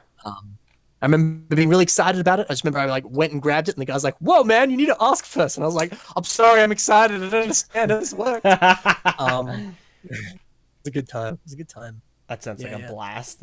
Yeah, yeah, yeah. All right. Yeah. Does that answer your question, Torch? It better, because we're moving on to the next question. Zach Higginson, who's also a fantastic guy, asks, what are your favorite types of MOCs? I don't know. What are your favorites? I don't know. That's a hard question to answer. Like I kind of said before, like I can kind of look at any mock and still really enjoy it. Like I've looked at multiple. This is system mocks. I feel like this is a Bionicle question, but I've looked at system mocks in the past and been kind of like, technique wise, there's nothing necessarily impressive, but kind of just like the overall composition of it really inspires me. This is one old mock. I cannot remember what it's called, so I apologize to the original builder, but I always go back to it just because the visual layout of it's really nice, and I've had multiple builds that have actually been inspired by that, just visually how everything's laid out. But I guess mocks that have more interesting techniques in them, or at least kind of have interesting color schemes, I guess that's always something that I like. But yeah, like I said, I can always be quite, I guess, surprised by anything, for that matter. Yeah. What about you, LJ? What mocks do you like? Oh, geez. I like revisions. I like revamps. Like, if someone takes a Bionicle set and just completely revamps it, just makes this extraordinarily different iteration of it. Heck, even system Bionicle sets, I think that those are really awesome. I like seeing those. I like seeing people's different takes on things that I'm already familiar with. Totally. Yeah, that's awesome. Retro nice. Zayed? Zayed? Zaid. My apologies for butchering that. Ben, what's the worst piece to mock with? Ooh. This is a good question. I have the answer to that. It's not a Bionicle one. I can think of a Bionicle, but I have a system. Oh, please, system Bionicle, either or. Yeah. I mean, to be fair, this part would be really hard to mock with Bionicle as well. But do you remember, good sir, the old Lego soccer sets? you had that big green board. You put all these minifigures down on it, and you had the little soccer ball, and you bounced it around all the minifigures, and you could play soccer. Do you remember that? Yeah, yeah. That set had those big green boards. Those are so hard to use. They are very difficult. I once used them on a spaceship, actually. So I say that. I've actually used some of them before. But they are difficult to use, especially as well the things that went in those green bits, the little bits you place the minifigure on and then you flip it to kind of knock the ball. Those are also quite difficult. Difficult, not impossible to use. You know, I've it's only that I've just not tried to use them. I'm sure if I thought hard enough, I could. But if you want a piece that's difficult to work with, it's definitely that. In terms of bunkles, what have we got? I'm looking around. Sometimes some rarer Bionicle masks, or more because like you know how much they're worth, and you're like, do I really want to put this in a MOC? It's so like, you know, expensive. What if I break it? Like what? But that's a cop-out answer. What else? Real quick. I don't know. Bionicle pieces are actually really easy to use. Sorry, what you... Oh yeah, no, there are a lot of variations. This is the piece you were talking about. Is that right? That's the one. Yes. All right, sweet. Now go ahead and put that up on screen. This is what he was referring to. And there's a larger version of that too, but it's more or less, yeah, that one. What about I say this and I've used... No, I was going to say Mutatorsos, but they're actually not that difficult to use. I kind of like using Mutatorsos. You've asked a good question. I've seen a lot of MOCs that do a really, really fantastic job using Matatorsos in really creative ways. Oh, kind of counts. Again, it's a more... It came in assistance. It's a Bionicle piece. The super, super large Bionicle masks from the PlayStation. Those ones. Those are hard. Yeah. Yeah. I've seen people use them really well. Like, I've seen people use them for, like, spaceships and stuff, which is actually really cool. But, yeah, it's definitely a piece that's harder to use. And have you ever seen anyone use one of those as a for a Bionicle? Like, they've made a Titan or something? Because I'd be interested to see that. I haven't seen that personally, no. Okay. Because I haven't either, but I was hoping maybe someone has. That'd be cool if they had. Okay. That'd be cool to see. I'd be impressed to see that, any of them, honestly. Gotcha. Yeah. Cool. All right. That question you asked a while ago. I'm happy to answer that, by the way. Oh, you do. You're okay with that one? Yeah. If you want, do you want me to read it out? You've written it out here. Oh no, I got it. All right. So the earlier question is from Takuanuva, who asks, Ben, have you been in contact with Callan LOF recently? If so, you should invite him to be on the BIS podcast. That would be an amazing way to get you two back together. So I don't know if anyone's... If people watch. I was in one of his older, not old, Bionicle videos. I did a bit of acting in that. I voiced the Stalker character, as well as one of the Matoran. Two Matoran, actually. So I've been in contact with him about that. So yeah, I've talked to him a little bit, not as much as we normally do. It's not because I have any gripe with him. Of course not. He's still a friend. I would be more than happy with this pod. Of course, I'd be happy to have anyone on the BIS pod, really, as long as they got a good mic and they're happy to chat. I'm happy to. Only reason I haven't got him on BIS recently is more just that I actually have a long list of people I've already invited, and I have a backlog of people that I need to walk through, like I have with all the MOCs and stuff. So once I've kind of made my way through those people, asked one in advance and stuff like that, by all means, I'm happy to have him on the show, of course. All right, fair enough. In that case, so Cubic has 3 questions. Ooh, nice. So the first one is, so from what I've seen, the community is primarily composed of people in their 20s with newer fans 8 to 12. I'm 15 and most people my age are in their dark ages. How should I approach interactions? Okay, that's a great question. Nice. Interesting that you say that about the age range. I think certainly a lot of the people kind of like Jafer or Patrick Biggs. I think Patrick's a bit older than that, but you know, age before beauty. That's not what I was trying to say. It doesn't matter. Isn't Patrick is nearing his 30s, isn't he? Because he's part of the Beast Power staff, kind of the old guard. Yeah, maybe. Definitely some of the bigger guys. I don't know. I don't know, weird term, but still, like people like Jay from those guys definitely are 20s. I'm in my 20s, that sort of thing. But I definitely notice a lot of people who join BIS will be, or who comment on BIS stuff rather. They seem to be a bit younger, but for the most part, I'm assuming some of those. But I do know some people that sort of say their age, and they're about that age range. How would you go about starting up conversations and stuff like that? I always think the best way to do it is just to be nice, pick out those people that you're keen to be friends with, or pick out those people who you like their stuff, that sort of thing, and just leave some comments on their stuff. Just give them your honest opinion on it, whether that's good or bad. Really doesn't matter. People are always happy to take critique, I'm sure. And just kind of reach out to them through comments and stuff. Like, I know there are multiple people who I've become friends with just because they commented on my stuff, and they were kind to me, that sort of thing. And then eventually, I'm like, hey, it's Hujima What's It? Like, great, let me how are you doing, Hujima What's It? And then eventually you just strap a conversation up and you're good. Like, I have one friend on Instagram who I talk to a whole bunch. They're a lovely, lovely person. Literally, they will just randomly every so often just send me MOCs that they've found on Instagram that they like, and the two of us will just like freak out about them. Katie's MOCs, that's their name. Very awesome person. They'll just randomly send me pictures of MOCs they like and about it.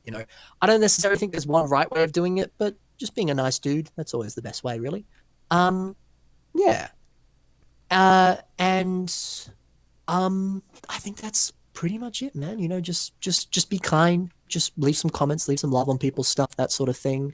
And just reaching out to them, just sort of, saying like, hey, how's your day? That kind of thing. There's times I get messages on Instagram, people, hi. Like, I don't know how to reply to that. I mean, obviously I could reply and say hi back, but it's like, if you want to have a chat with me, like, ask me a question, or like, say, how am I doing? That sort of stuff. Like, I'd be more interested in starting that conversation where we open it up as a conversation. The just kind of the hi is a bit kind of like, did you misclick? Did you accidentally send that? I don't know. Like, I don't know. That's probably me being pedantic. I feel like that's me being pedantic, but still, like, just strike up a conversation. Just say hi. I don't think anyone's going to be upset with that. Like, do you really think that those guys you want to be friends with, you're going to say, hey, how are you doing? And they'll comment and be like, don't talk to me. Of course not. They'll be like, yeah, I'm doing great. Thank you. How are you? Yeah. No, I feel like I'm going to have to echo that, honestly. Heck, even when it came to in-person interactions with people who weren't necessarily into Lego or Bionicle, like, I'd make it very apparent that I was into that, and it'd be like, yeah, that's just one of my hobbies, one of my interests. If you like it, that'd be really fantastic. If not, okay, that's all right, no problem. Yeah. And one of the best conversations I've had with someone, I just don't even know their name. I don't think we even introduced ourselves to each other. Just this guy came up to my table and, dude, it's a Rakshi. That's awesome. I'm like, oh, cool. You know about Rakshi? And he's like, oh, dude, I love Bionicle. I remember growing up with him. I don't think he still did Bionicle, but we just had this whole conversation. We're like, what's your favorite wave of Bionicle? And I was like, oh, sorry, we're pretty good. And like, we were just bouncing all these, like, our thoughts back and forth. And part of me initially was kind of like, do I say the blue one and maybe he'll know what I mean? Like how much does he actually know about Bionicle? But he was like, no, Gali was my favorite. I really liked Harley, blah, blah, blah. And I was like, oh, cool. You actually know your stuff. And then we just had a whole conversation, and we were literally just like, what's your favorite Bionicle theme? Oh, I really like this. What's it, like just that sort of stuff is always very stimulating, very fun to talk to anyone about. So yeah, I can agree with that. But he had 3 questions, didn't he? What are the other 2? He did indeed. The second question is, finding ideas and inspiration is fairly easy for me. It's just a matter of lacking motivation for me. Any advice on getting yourself in a mood for MOCing? Yeah, it's a good question. One of I still struggle with it. Less so with Lego, but that's more because I've trained myself with it. But with other stuff, I still face that problem. It's about just starting. One of the things I do every day, and I have been doing every single day, I've never missed for the past 5 years, is I write a thing called morning pages. I don't know if you've heard of them. Basically what it is every single day, the minute I wake up, I write 3 pages. What is it on? I don't know. I literally just put my thoughts down on a page and I don't stop. And it's a stream of consciousness. I just keep writing. And they're often very whiny and they're often very annoying and hard to read because I'm tired. And the point of them is to just show up to the page and just write. And it doesn't matter what it is, you just get it out. And that is kind of a process of training yourself to do that with art in general. Because often one of the hardest things with art is starting. You know, you look at any time you were in school. I'm not saying necessarily writing an essay is an art form, but that's another debate. Yeah. But writing a 5,000 word essay for school, at least for me, the hardest thing was starting that, because I would sit there and be like, I don't want to do this. And then once I actually started, I'm like, this wasn't that bad. Yeah. Or it is that bad, but it's just kind of, you know, a little bit annoying. But once you get started, you get into a group, too bad. So for me, it's actually just about starting no matter how you, because often you'll realize those feelings are actually very much irrelevant. The difference between the professional art and the amateur artist is, not saying you have to be a professional artist to be an AFOL, but you can learn from professional art. The difference between a professional artist and an amateur is the amateur makes excuses, whereas the professional does not. They hear those excuses and then they discredit them and see them as excuses and move on anyway. And so if you lack that motivation, you need to sort of listen to when you're saying those excuses to yourself, accept them as excuses, and then do it anyway. You won't always be motivated to work, not at all. But for example, the days where I've woken up, I've had a bad day the other day, or I'm super tired and I don't want to write my morning pages, but I do it anyway, are the days that suddenly in my writing I get an idea, or suddenly in my writing something comes up and I learn something about myself, or something like that. I'm not saying you have to do morning pages every day. I recommend it, but you don't have to. But that's what I'm saying. It's not about motivation, it's about showing up. And that's the dirty water and hose thing that I was talking about before. It's going to be bad. You're going to make terrible stuff. The amount of morning pages I've written that have been utter trash and rambling, I have a whole stack of it under my table. But that's besides the point, because eventually once you get past that, you get to the good stuff. And it's about cultivating the discipline to keep going. But if you really want to get into that mindset, that motivating mindset, I mean, there are some ways to do it, but you won't always get into it. It's not necessarily a thing you can get into, in my opinion. But I would definitely recommend watching, you know, motivational videos on YouTube or something, going and watching a movie like Dead Poet Society, or something motivating to you, whatever that might be. You might be like, go outside and eat some strawberries, and you might be like, now I'm motivated. And to other people, that might be like, I'm now going to throw up. You know, it'll be different for you. Yeah, but that is my answer to that question. Yeah. All right, fair enough. Yeah, in that case, we have the third of Cubic's questions. Nice. I like your tenacity, asking 3 questions, good sir. Good. Yeah, no, it's awesome. And they're really good questions, too. They are, yeah. Lastly, I was just wondering if you planned on covering any future competitions like BioCup. It was a lot of fun hearing your commentary. Hey, I'm glad you enjoyed it. Thank you, sir. Yes, I wasn't planning on doing BioCup this year at first, but I will now. More just because plans changed for what I was doing this year. But yeah, I do want to. I'm keen to cover other contests and things like, I don't know if Cubic was his name, yes? Mm-hmm. Mr. Cubic. I don't know if I assume you saw the last Rakshi episode that I did that was specifically on the last iCollab. And there was a very, very, very recent collab that came out on Rahi that I cover. So I'm always keen to do that now, is to actually specifically spotlight collabs or contests or big things like BioCup or stuff like that.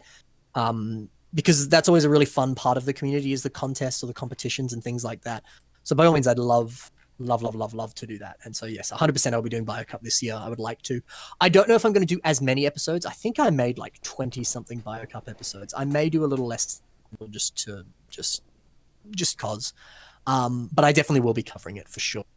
As for other contests and things, I don't know of any that are happening right now. But by all means, if you're listening to this and you're like, Ben, I've got one of those contests, you should cover that. Yeah, I will. Just let me know about it. Excellent. Yeah. As long as it's like appropriate. If you're like, hey, I'm covering a contest on things that I can't say on this family channel, I'm probably not going to do that. But if you're like, hey, I got a CCBS under 40 pieces challenge that I'm doing, and people have made stuff for it, cool, I'll cover it. But you know, as long as people enter it, as long as it's not like, well, one person entered, I'll be like, that might be a little bit harder, man. I'll see if I can put it in an episode, but you know what I mean. Yeah, if you've got a contest or a competition or something planned, let me know about it. I'll see what I can do. Excellent. Yeah. Are you going to cover the Bio Cup, LJ? You have to answer this question too. Well, maybe I have to now. I've been put on the spot. I'm in the hot seat. Yeah. I remember the last Bio Cup, and I remember it happening, and so many magnificent mocks came out of it. And it's like, wow, that's... Oh, yeah. Gosh dang. Like, I've covered contests before, but they've always just been TTV contests, so I'd love to talk about things that are kind of outside of my sphere. That'd be awesome. Sure. Yeah. Right. I mean, heck, even if you just had some of the judges, the Eljay Johnsen Show. I'd love to. I always get people asking, hey, can you have more MOCists on? And I'm like, absolutely. I'd love to have more MOCists on. All the time. Let me see here. So we actually have... we have 4 questions from Nether. Yeah. They're shorter ones.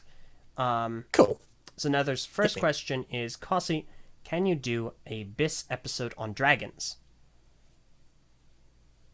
I have done a BIS episode on dragons in the past. Let me Google what episode it was. I don't remember my episode numbers. There was an episode on dragon. One? No. I'm sorry. It's episode 40 is on dragons. So if you want to take a look at that one, you can. But if you want me to do another one, you might be like, yeah, Cossy, I've watched that. Sure. I'd be more than happy to do another one on dragons. Pretty much is the case. If you have an episode suggestion, hit me at it and I'll see what I can do. Sometimes I get some episode submissions, like someone was like, do Undertale mocks. And I'm like, I don't think there are any Undertale mocks. Yeah, that's a little bit of a small field. Yeah, I'm like, if you can find me 3, then I think someone once was like, Dragon Ball Z.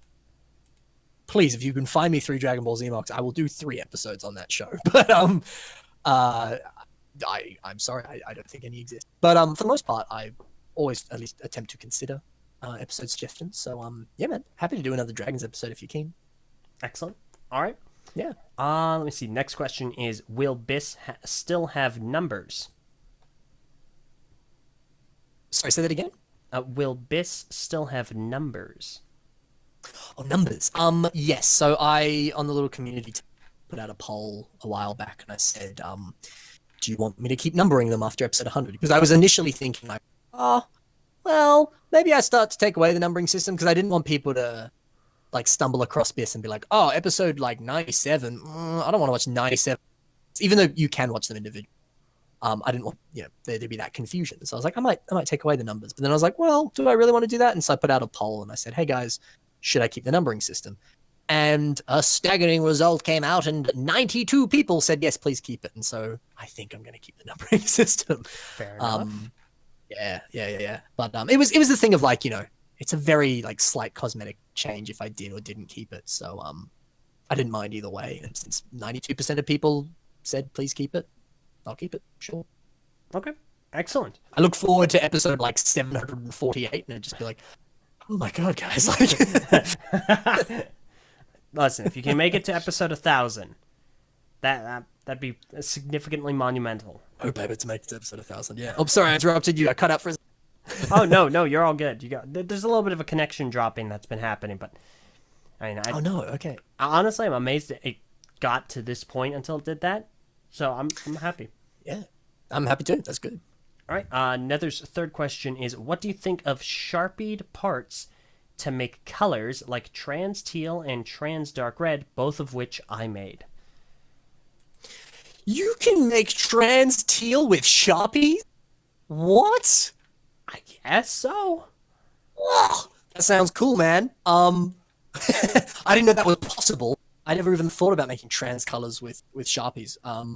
But yes, please. That sounds great. I've Sharpied pieces in the past when I was a wee lad, and now today I regret doing it, but more just because like I'm a bit more purist than I used to be. Like, I used to be kind of pretty cool with cutting pieces and painting pieces, and to some degree I still am. Like, I don't look at it and go like, heathen.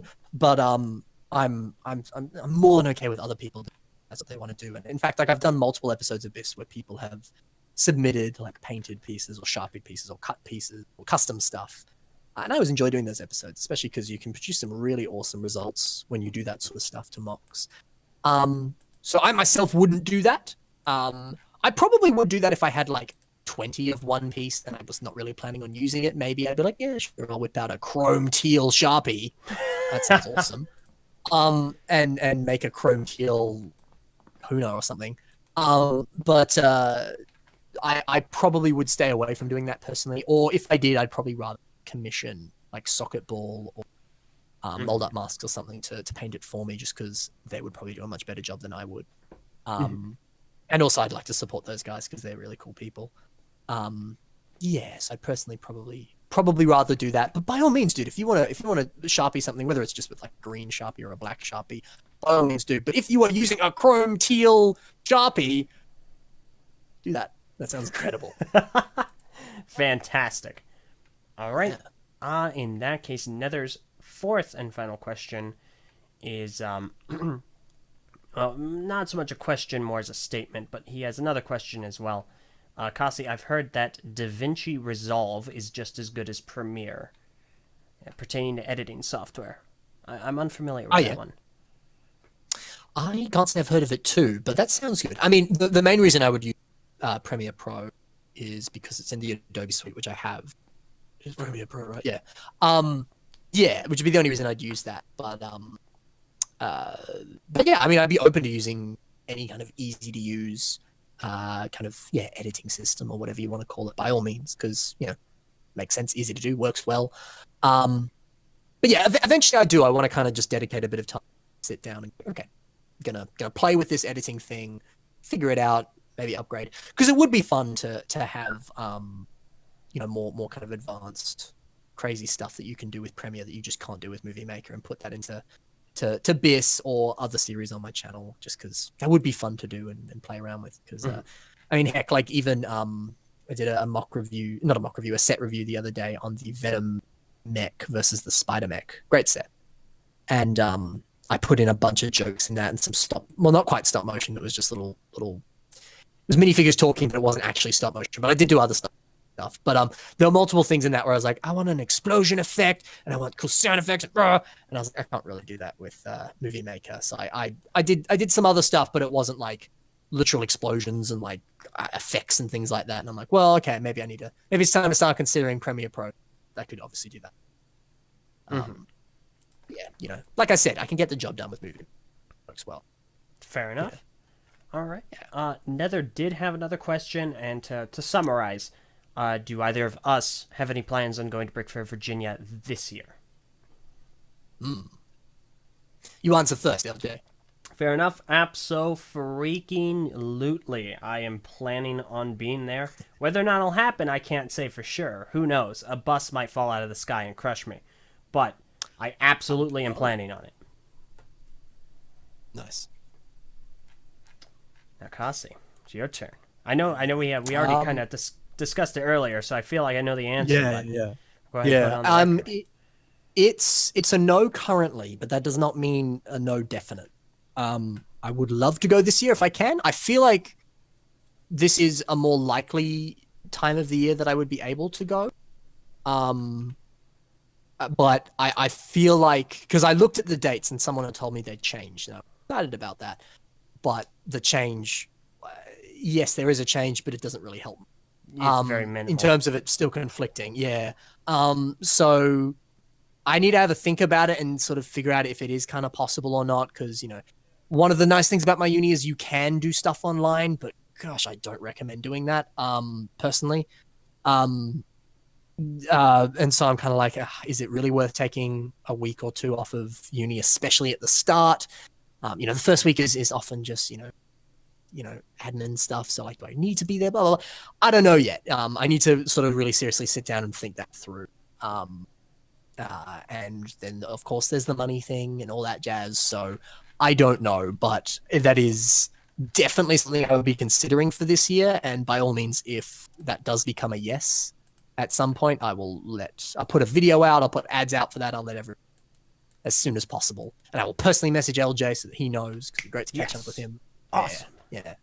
Yeah. Fantastic. All right. Well, yeah. We'll keep apprised if it works. Oh gosh, that's going to be awesome. That's right. And then we'll bring Bionicle LJ and our Bionicle Cossy and the table next to each other. I'm 100% down for that. that. The two will meet. Yeah. I'll shake hands for the first time. Yes. Yeah. Yes. Yes. Yeah. Yeah. We'll do the Photoshop bit where they do, and then we'll take the real life picture and I love you that. already did this photo. And we're like, no, no, no. I love it. That's a great idea. Yeah. Yeah. Yeah. I love it. All I right. love it. Next, Awesome. next question is from Kirian Stamber, who asks, "Will you make yourself a mock based around a celebrity like Sean Connery?" Connery. That was that was my on the spot Sean Connery, which I'm not.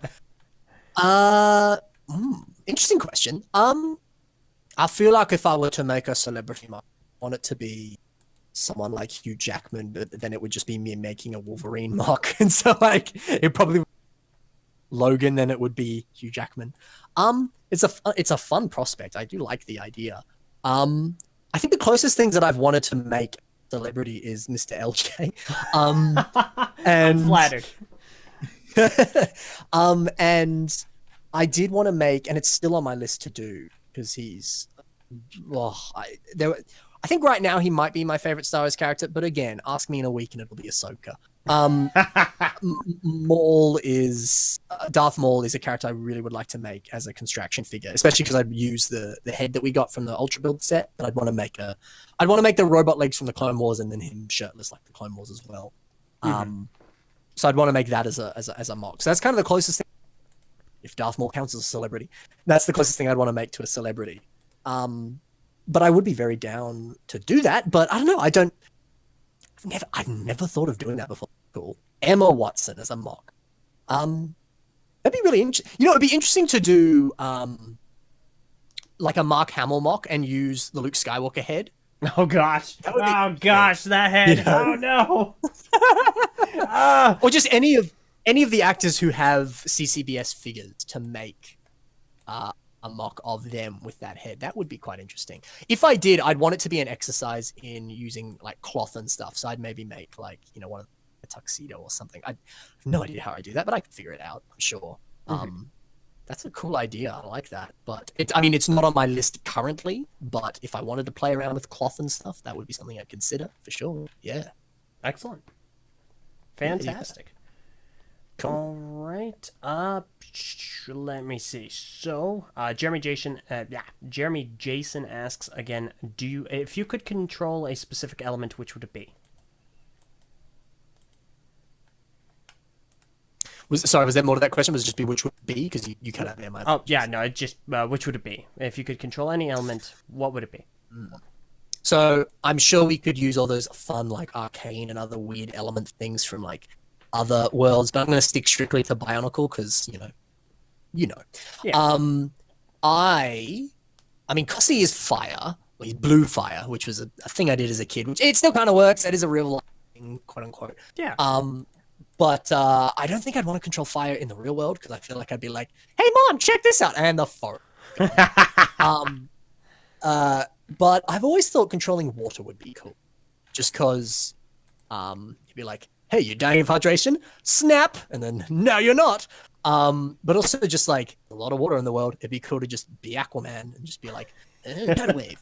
I probably wouldn't want to. Probably wouldn't want to tidal wave. That's a lie. But it'd be fun. It'd be kind of fun to manipulate water and stuff. And I mean, swimming alone is really fun. But then being able to be like, and pillar of water, and propel myself up with water, and like that sounds pretty fun and pretty safe. Like I feel like fire, you'd kill people. I feel like air would be fun too, because air would be really fun because then you could use the force. Just like have a gust of wind and be like, beer to me. I don't even drink beer. Why was I doing that? But there you go. You know, you could basically use the force. That's fun. Stone and earth, pretty much the same element. I mean, that could be fun, but I'd also hate to be like, I'm only learning to use my powers and I've accidentally destroyed Japan. That was a mistake. You know, like, Yeah. that would be bad. Yeah, a lot of what's the other consequences to element? that one, like fire. That's right. What's the other? Ice. Ice could be cool because again, that's just kind of another extension of water. But would you classify? Because obviously, ice is another form of water. Would you say if I had water powers, I could use ice powers on like a cold day? That's the problem, because it's like it's a common debate. Like, what realistically, if you were to restructure Bionicle, would you just merge ice and water and just make water control of temperature, But then if you make it a control of temperature, how does that factor in? How hot can you make it? How cold can you make it? Does that have any overlap with say, control over fire? I think there's an argument to be made that since ice is just so, it's just controlling a different form of water, but it is an entirely different state of it. It's a solid state. I think it's reasonable to keep ice. So I could go either way, honestly. Yeah. Yeah. I still think water would be the one that I would... Oh, no. The air would be... Yeah. And I could fly. You could fly as well. I'd save a ton on air tickets. Right? Right? That'd be great. Except if you got, like, tired and you're like, yeah, I'm just going to sleep. It's the Pacific Ocean. Yeah. Well, I really wish I could control water right about now. Yeah. Yeah, I'll pick air and water. That's reasonable. Although if you picked water, maybe you could make boats go like super fast because you just have like a really strong current behind it or something. Maybe. Oh yeah, you could do that. That's fair. Maybe. Yeah.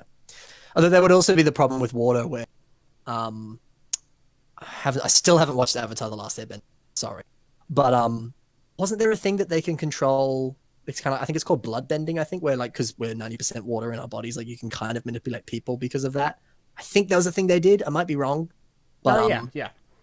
That could be another potentially killy thing, accidentally. Oops. Yeah. Of, like, check out this water I'm going to manipulate. Oh, Steve, I'm so sorry. Like, yeah. Yeah, no, that's fair. I mean, that any of them, there's a lot that can go wrong. It's all about control. That's right. All right, next question. Zach Higginson asks, do you remember an old mock pages build by the name of Umarak the Reaper? Camera quality was terrible. It was before I got a decent one. I remember when G2 came out, I kind of missed G2, which annoyed me, because I still bought the sets. I still remember walking into the shops and being like, oh, Bionicle is back. Like, I already knew it was coming back, but just seeing it in the shops was a very different experience. But I remember being way more into system at the time. It wasn't necessarily that I took a break from Bionicle, but I kind of took a break from Bionicle. And again, that was a very heavy focus on uni at the time, or university at the time. So I didn't necessarily look on mock pages as much at that time, and especially when G2 was out. So I don't think I remember your mock, sadly, good sir, but I remember Umarak, which is a great set. Probably, I want to say maybe one of my favorite G2 sets, but I'm weird with favorites. Again, ask me in a minute and it'll change. So, That's fair. Yeah. Okay. Do you remember this Umarak mock? Absolutely. LJ? There you go. Look at LJ, the real MVP. Listen, man, I know Zach. Zach's awesome, and he's shown me a couple other mocks that he's made. He's good. They're really, really fun to look at. Nice. All right. I was hoping you'd be like, no, I know every Umarak mock.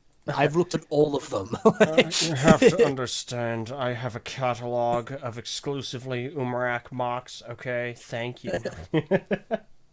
That'd be a fun episode of this, just like Umarak, the episode. Just full of Umaraks. Just full of Umaraks, yeah. I'd watch it. Sounds like a bad idea, but it's not. That's man. Sometimes bad ideas are really good ideas. That's the one. Yeah. Not all the time, but sometimes. Not all the time. This is true. All right. Let me see. So we're kind of coming to a close on the questions here. The Mockingbird, who I still that name is great. Brilliant. I have a question for you, Cossy. What made you want to get back into BioTube, and more specifically, why did you choose to revive Biss? Well, I just enjoy making videos. It's fun. I specifically just went, I just want to make a YouTube video today, and I made one. It was that thing of when I did those earlier episodes of Biss years and years ago, before that break that I took in between. It was enjoyable, and I was very much planning episodes. I'm like, I don't plan on stopping this. I'm gonna do it like kind of once a week, and then I got busy, and it didn't work out that way. But so it was just that. It was like, hey, continue doing this by all means. yeah, and so that was why I specifically chose BIS. And then as I kept going, I was, I want to do some other stuff too. Build came to play, and what other series do I have? And that's when I expanded upon this podcast, and now like set reviews and things like that, and a few other things as well here and there. I just enjoy making videos. So it was that, but also another thing with this as well, just excuse me, was just sort of that kind of mission of I want to inspire people and promote positivity and self belief and creativity as a whole. And so it was a bit kind of about that as well. Like that's always been one of the driving forces of this. It's less about anything else and more about that. To a degree, obviously other factors do come in, and it always also comes back to this is fun to do. I think that was a thing. Something Heath Ledger said once was, this is above everything else, like really fun. The day that it stops being fun is the day I stop doing it. He said that about acting, of course. Yeah. So it's pretty much the same with this. It's like if one day I'm like, I hate doing this, then I'll stop doing it. But I don't see that coming because it's never not fun. I mean, I have a long backlog of this episode, so like I don't think I've recorded this episode it's actually been quite a while, but that's because I have a month's worth of backlog content. But I still need to record the 100th episode. I haven't actually done that yet, and that's coming. That I'll do probably next week, because I only have 2 weeks until it's time. But yeah, so there'll be times that I do take breaks where, I'd rather be doing this right now, or I don't have time to record this right now. That's why I tend to do them in batches or kind of once a day for a while, so that I have a larger amount of them. And I always hate it when someone submits. It happened the other day, did a Slizer episode, and someone submitted a really cool Slizer mark. Like, I hope this comes into an episode about Slizers or something. And I was like, why did you send this to me now? I've already recorded the Slizer. So sorry, guy. So I'll do another Slizer episode and put his mock in there. Yeah, I record them quite a while in advance. Yeah.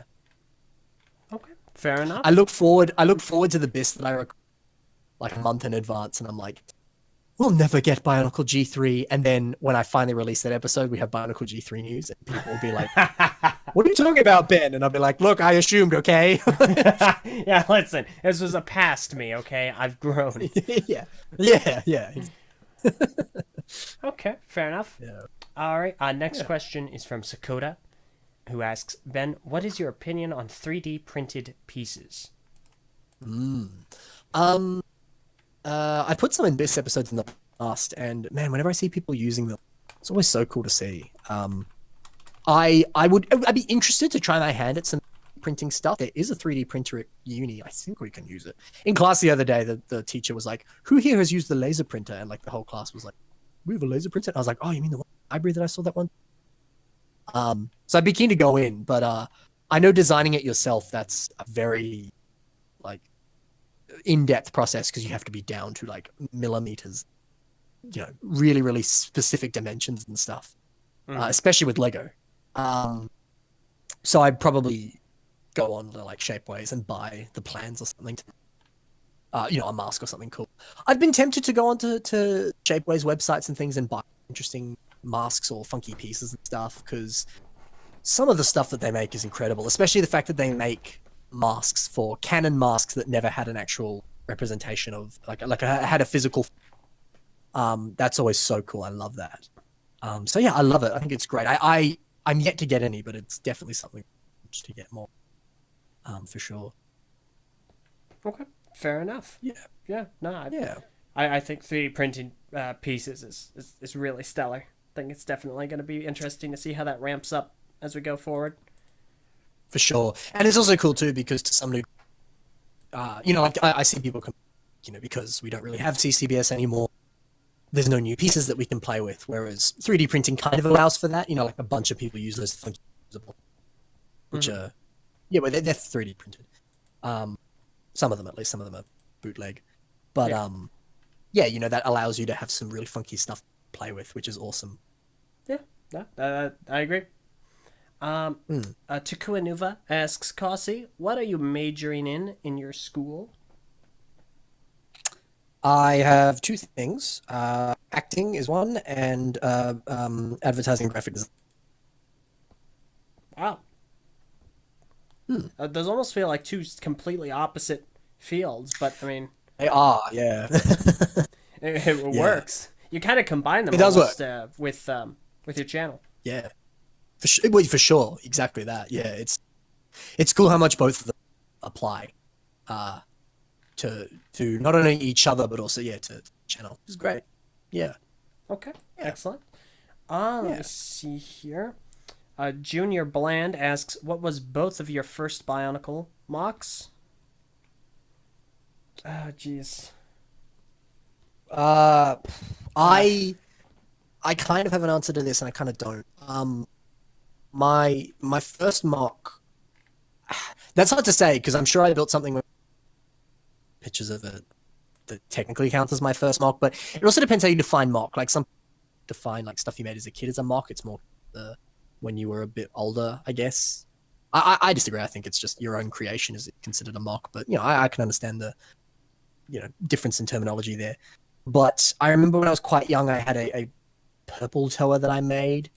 I kind of just used the purple mask that came with the purple Mictoran, which was New Pyro, wasn't it? yes, yes, yes. Yeah, Wait, yeah, wait. yeah, yeah. And so I sort of made a. Purple Mictor? He had the purple Onawa mask, and he was Oh, black okay, and yeah. everything. Onapu. Thank you. My bad. My bad. Yeah. Yeah. And yeah, so I kind of made this purple tower kind of thing, or just kind of using. I think I used kind of like purple and blue and stuff. I think I shared the story once, and someone said it was when early days of Bionicle, there was that like quote unquote leak, like a purple Bionicle. Do you know what I'm talking about? Variki? I think him. Yeah, a lot of people were like, "Oh, Ben, you basically that when you were a kid," and I'm like, "Yeah, sure." I think that was it. I can't remember its name. Yeah, but, yeah. that guy. More or less was my first. But my first like mock, if you want to refer it to like kind of being a bit older. Again, I don't fully remember like the first, but I know the first mock I ever posted on mock pages was a Tahu. It was a golden Tahu revamp. So I got all the golden pieces from the stars, and I made a Nika build and kind of decked it out, and kind of just made this sort of custom version of Tahu. So sort of kind of the notion was the stars. Tahu was very small. I wanted something a bit more visually big and impressive. And yeah, that was the first mock. I'm looking for a picture now if you really want it. But again, that was a very late mock. I built that after Stars came out. I think I built that even when kind of Hero Factory came out. But that was when I started like properly posting online. So if you classify mock as that sort of time period, then that was it. But what was your first mock? I Mr. LJ? legitimately don't remember. I have no idea. It's been way too long. Yeah, yeah. I mean, that's fair enough. I know that, I'm sure there was a link to that mock that I was just talking about. That sort of stuff is harder to remember. That's totally okay that you don't. But yeah, I mean, heck, you've got that one mock you were talking about before. We'll say it was that one. Yeah, no, yeah, we'll go with that one. Yeah, yeah. All right. There's so very briefly. Another asks, is there a change in the Brick Fair Virginia dates? And sorry, I am used to them. I'm used to the full 5 days, not the public days. So for me, it has shifted a little bit. It's going to be starting for me on July 31st. So that's a little bit of a change. But no, it's Saturday and Sunday. Those are the standard days. So whatever it says on the website is correct. There you go. Yeah, yeah. That's what Mitch Henry told me when I was talking to him about Brick Fair. He said that not the public days; those stayed the same, but the convention days have changed. Yeah. Yeah, exactly. Yeah. Cool. Cool. All right. In that case, the final question from question. Jeremy Jason asks to Ben and LJ. Do you like Wombat Combat pictures? Getting right. I like Wombat Combat pictures. I he was another mock pages. I always respect pages guys as I call them. Just because like when I started posting online in about 2013, I want to say it was. No, sorry, not 2013. Like 2000. 2009 or 8, something like that, a while ago. 10 years ago, oh my goodness. Wombat Combat or Noxus, or he had another pages on this. No, I think it was Wombat Combat on pages. He was one of the guys that was always posting on nets about the same time as I was. He was one of the guys that I was friends with at the time. And a bunch of people I was friends with at the time, a lot of them have gone, which is a shame. Some of them have, some of them are just in their dark ages at the moment, but I know they'll come back to it. And then there's people like Mitch Henry, Shadow Gear, or even Callan, who they were around at that time, and they're still active, which is awesome. So yeah, those sorts of people like that who are around Mock Pages time, I've always got a lot of respect for. They've been at it for a while, and I've been friends with them, which is always cool. So yeah, like I always liked his self-mark, kind of have a half and half thing going on, and he always made fantastic books, and the stuff he does on BioTube is great. Always cool to see more BioTube dudes. Love what he does. Yeah, Noxus is cool, or Wombat Combat is cool. Awesome. I am not familiar with him personally. I saw the video, the type of videos he has, and they aren't videos I have seen before. So I guess I'm gonna have to become familiar with his videos. That's the one. Yeah. He makes some incredible good stop motion barnacle station. It's awesome. Oh, he's got one planned as well. So yeah. I'm a sucker for stop motion, so I'm definitely gonna have to check that out. For sure. Yeah, awesome. Also, I have the Toatahu mock you posted. I've got that up on the screen right now. So if anyone was interested, there it is. That's my first mock. Yeah. All right. Cool. Well, Cool. I think in that case, we've exhausted the questions. I think we're gonna go ahead and wrap up. All right. So Ben, would you like to say anything else to anyone listening? Any words of advice you'd like to give, or anything you want to mention at all? Words of advice. Sage wisdom. Sure. One thing I always said in a while, with mocking, version 1 is better than version none. Rather build something than nothing. Rather go and start the mock and then be like, that's awful, and start again and make version 2. Or, because like I said before, how like starting is the hardest part, rather start than not start at all. That's always what I find, is if I'm like doubting if the mock's going to be good, and then I'm like, okay, no, let's just make version 1, see what it's, and I make version 1. Okay, so do I need to make a version 2? And surprisingly, a lot of the time I was like, actually, no, I was just afraid to start. This is actually pretty cool.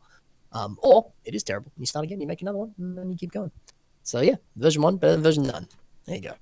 Fantastic. All right. In that case, Ben, I cannot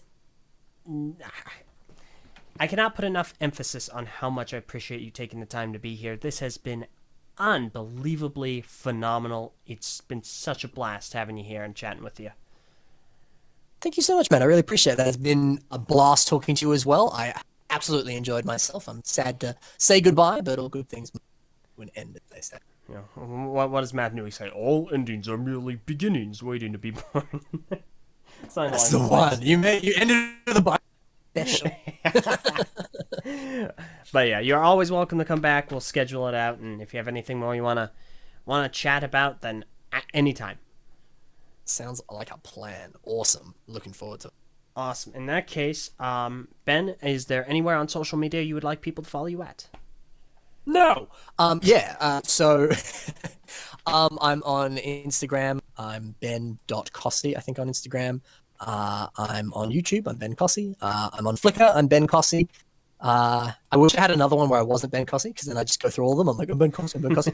And on this one, I'm Joe Smith. But no, I'm pretty much Ben Cossy on basically everything. So Google Ben Cossy, you'll probably find me. Oh, and Mock Pages too, if that archaic fossil. If you still post on there like I do actively go there. All right. Yeah. Fantastic. That's me. Perfect. And where can they find you, Eljay? They want to find you. Oh, no, we're right here where they're listening. In fact, I'm. That's actually. Oh gosh, we've been so on the ball with these segues this entire time. So that's the last one. It's the perfect one. So all right. Yeah. In that case, thank you all for listening to this episode of the Eljay Johnsen Show. This show airs every single weekend, every Saturday at 4 o'clock p.m. Eastern Standard Time, unless specified otherwise, over on Twitter at the Eljay Johnsen, where you can find updates and guest announcements every single Tuesday. And head on over to my email, ljjohnson@gmail.com, where you can ask questions and or other inquiries, statements, what have you, over the week. Remember, that's JOHNSEN. All right, that about covers it. Thank you all so very much, and thank you once again, Ben.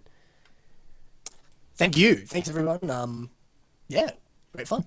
All right, in that case, we will see you all next time. Have a great day. See you.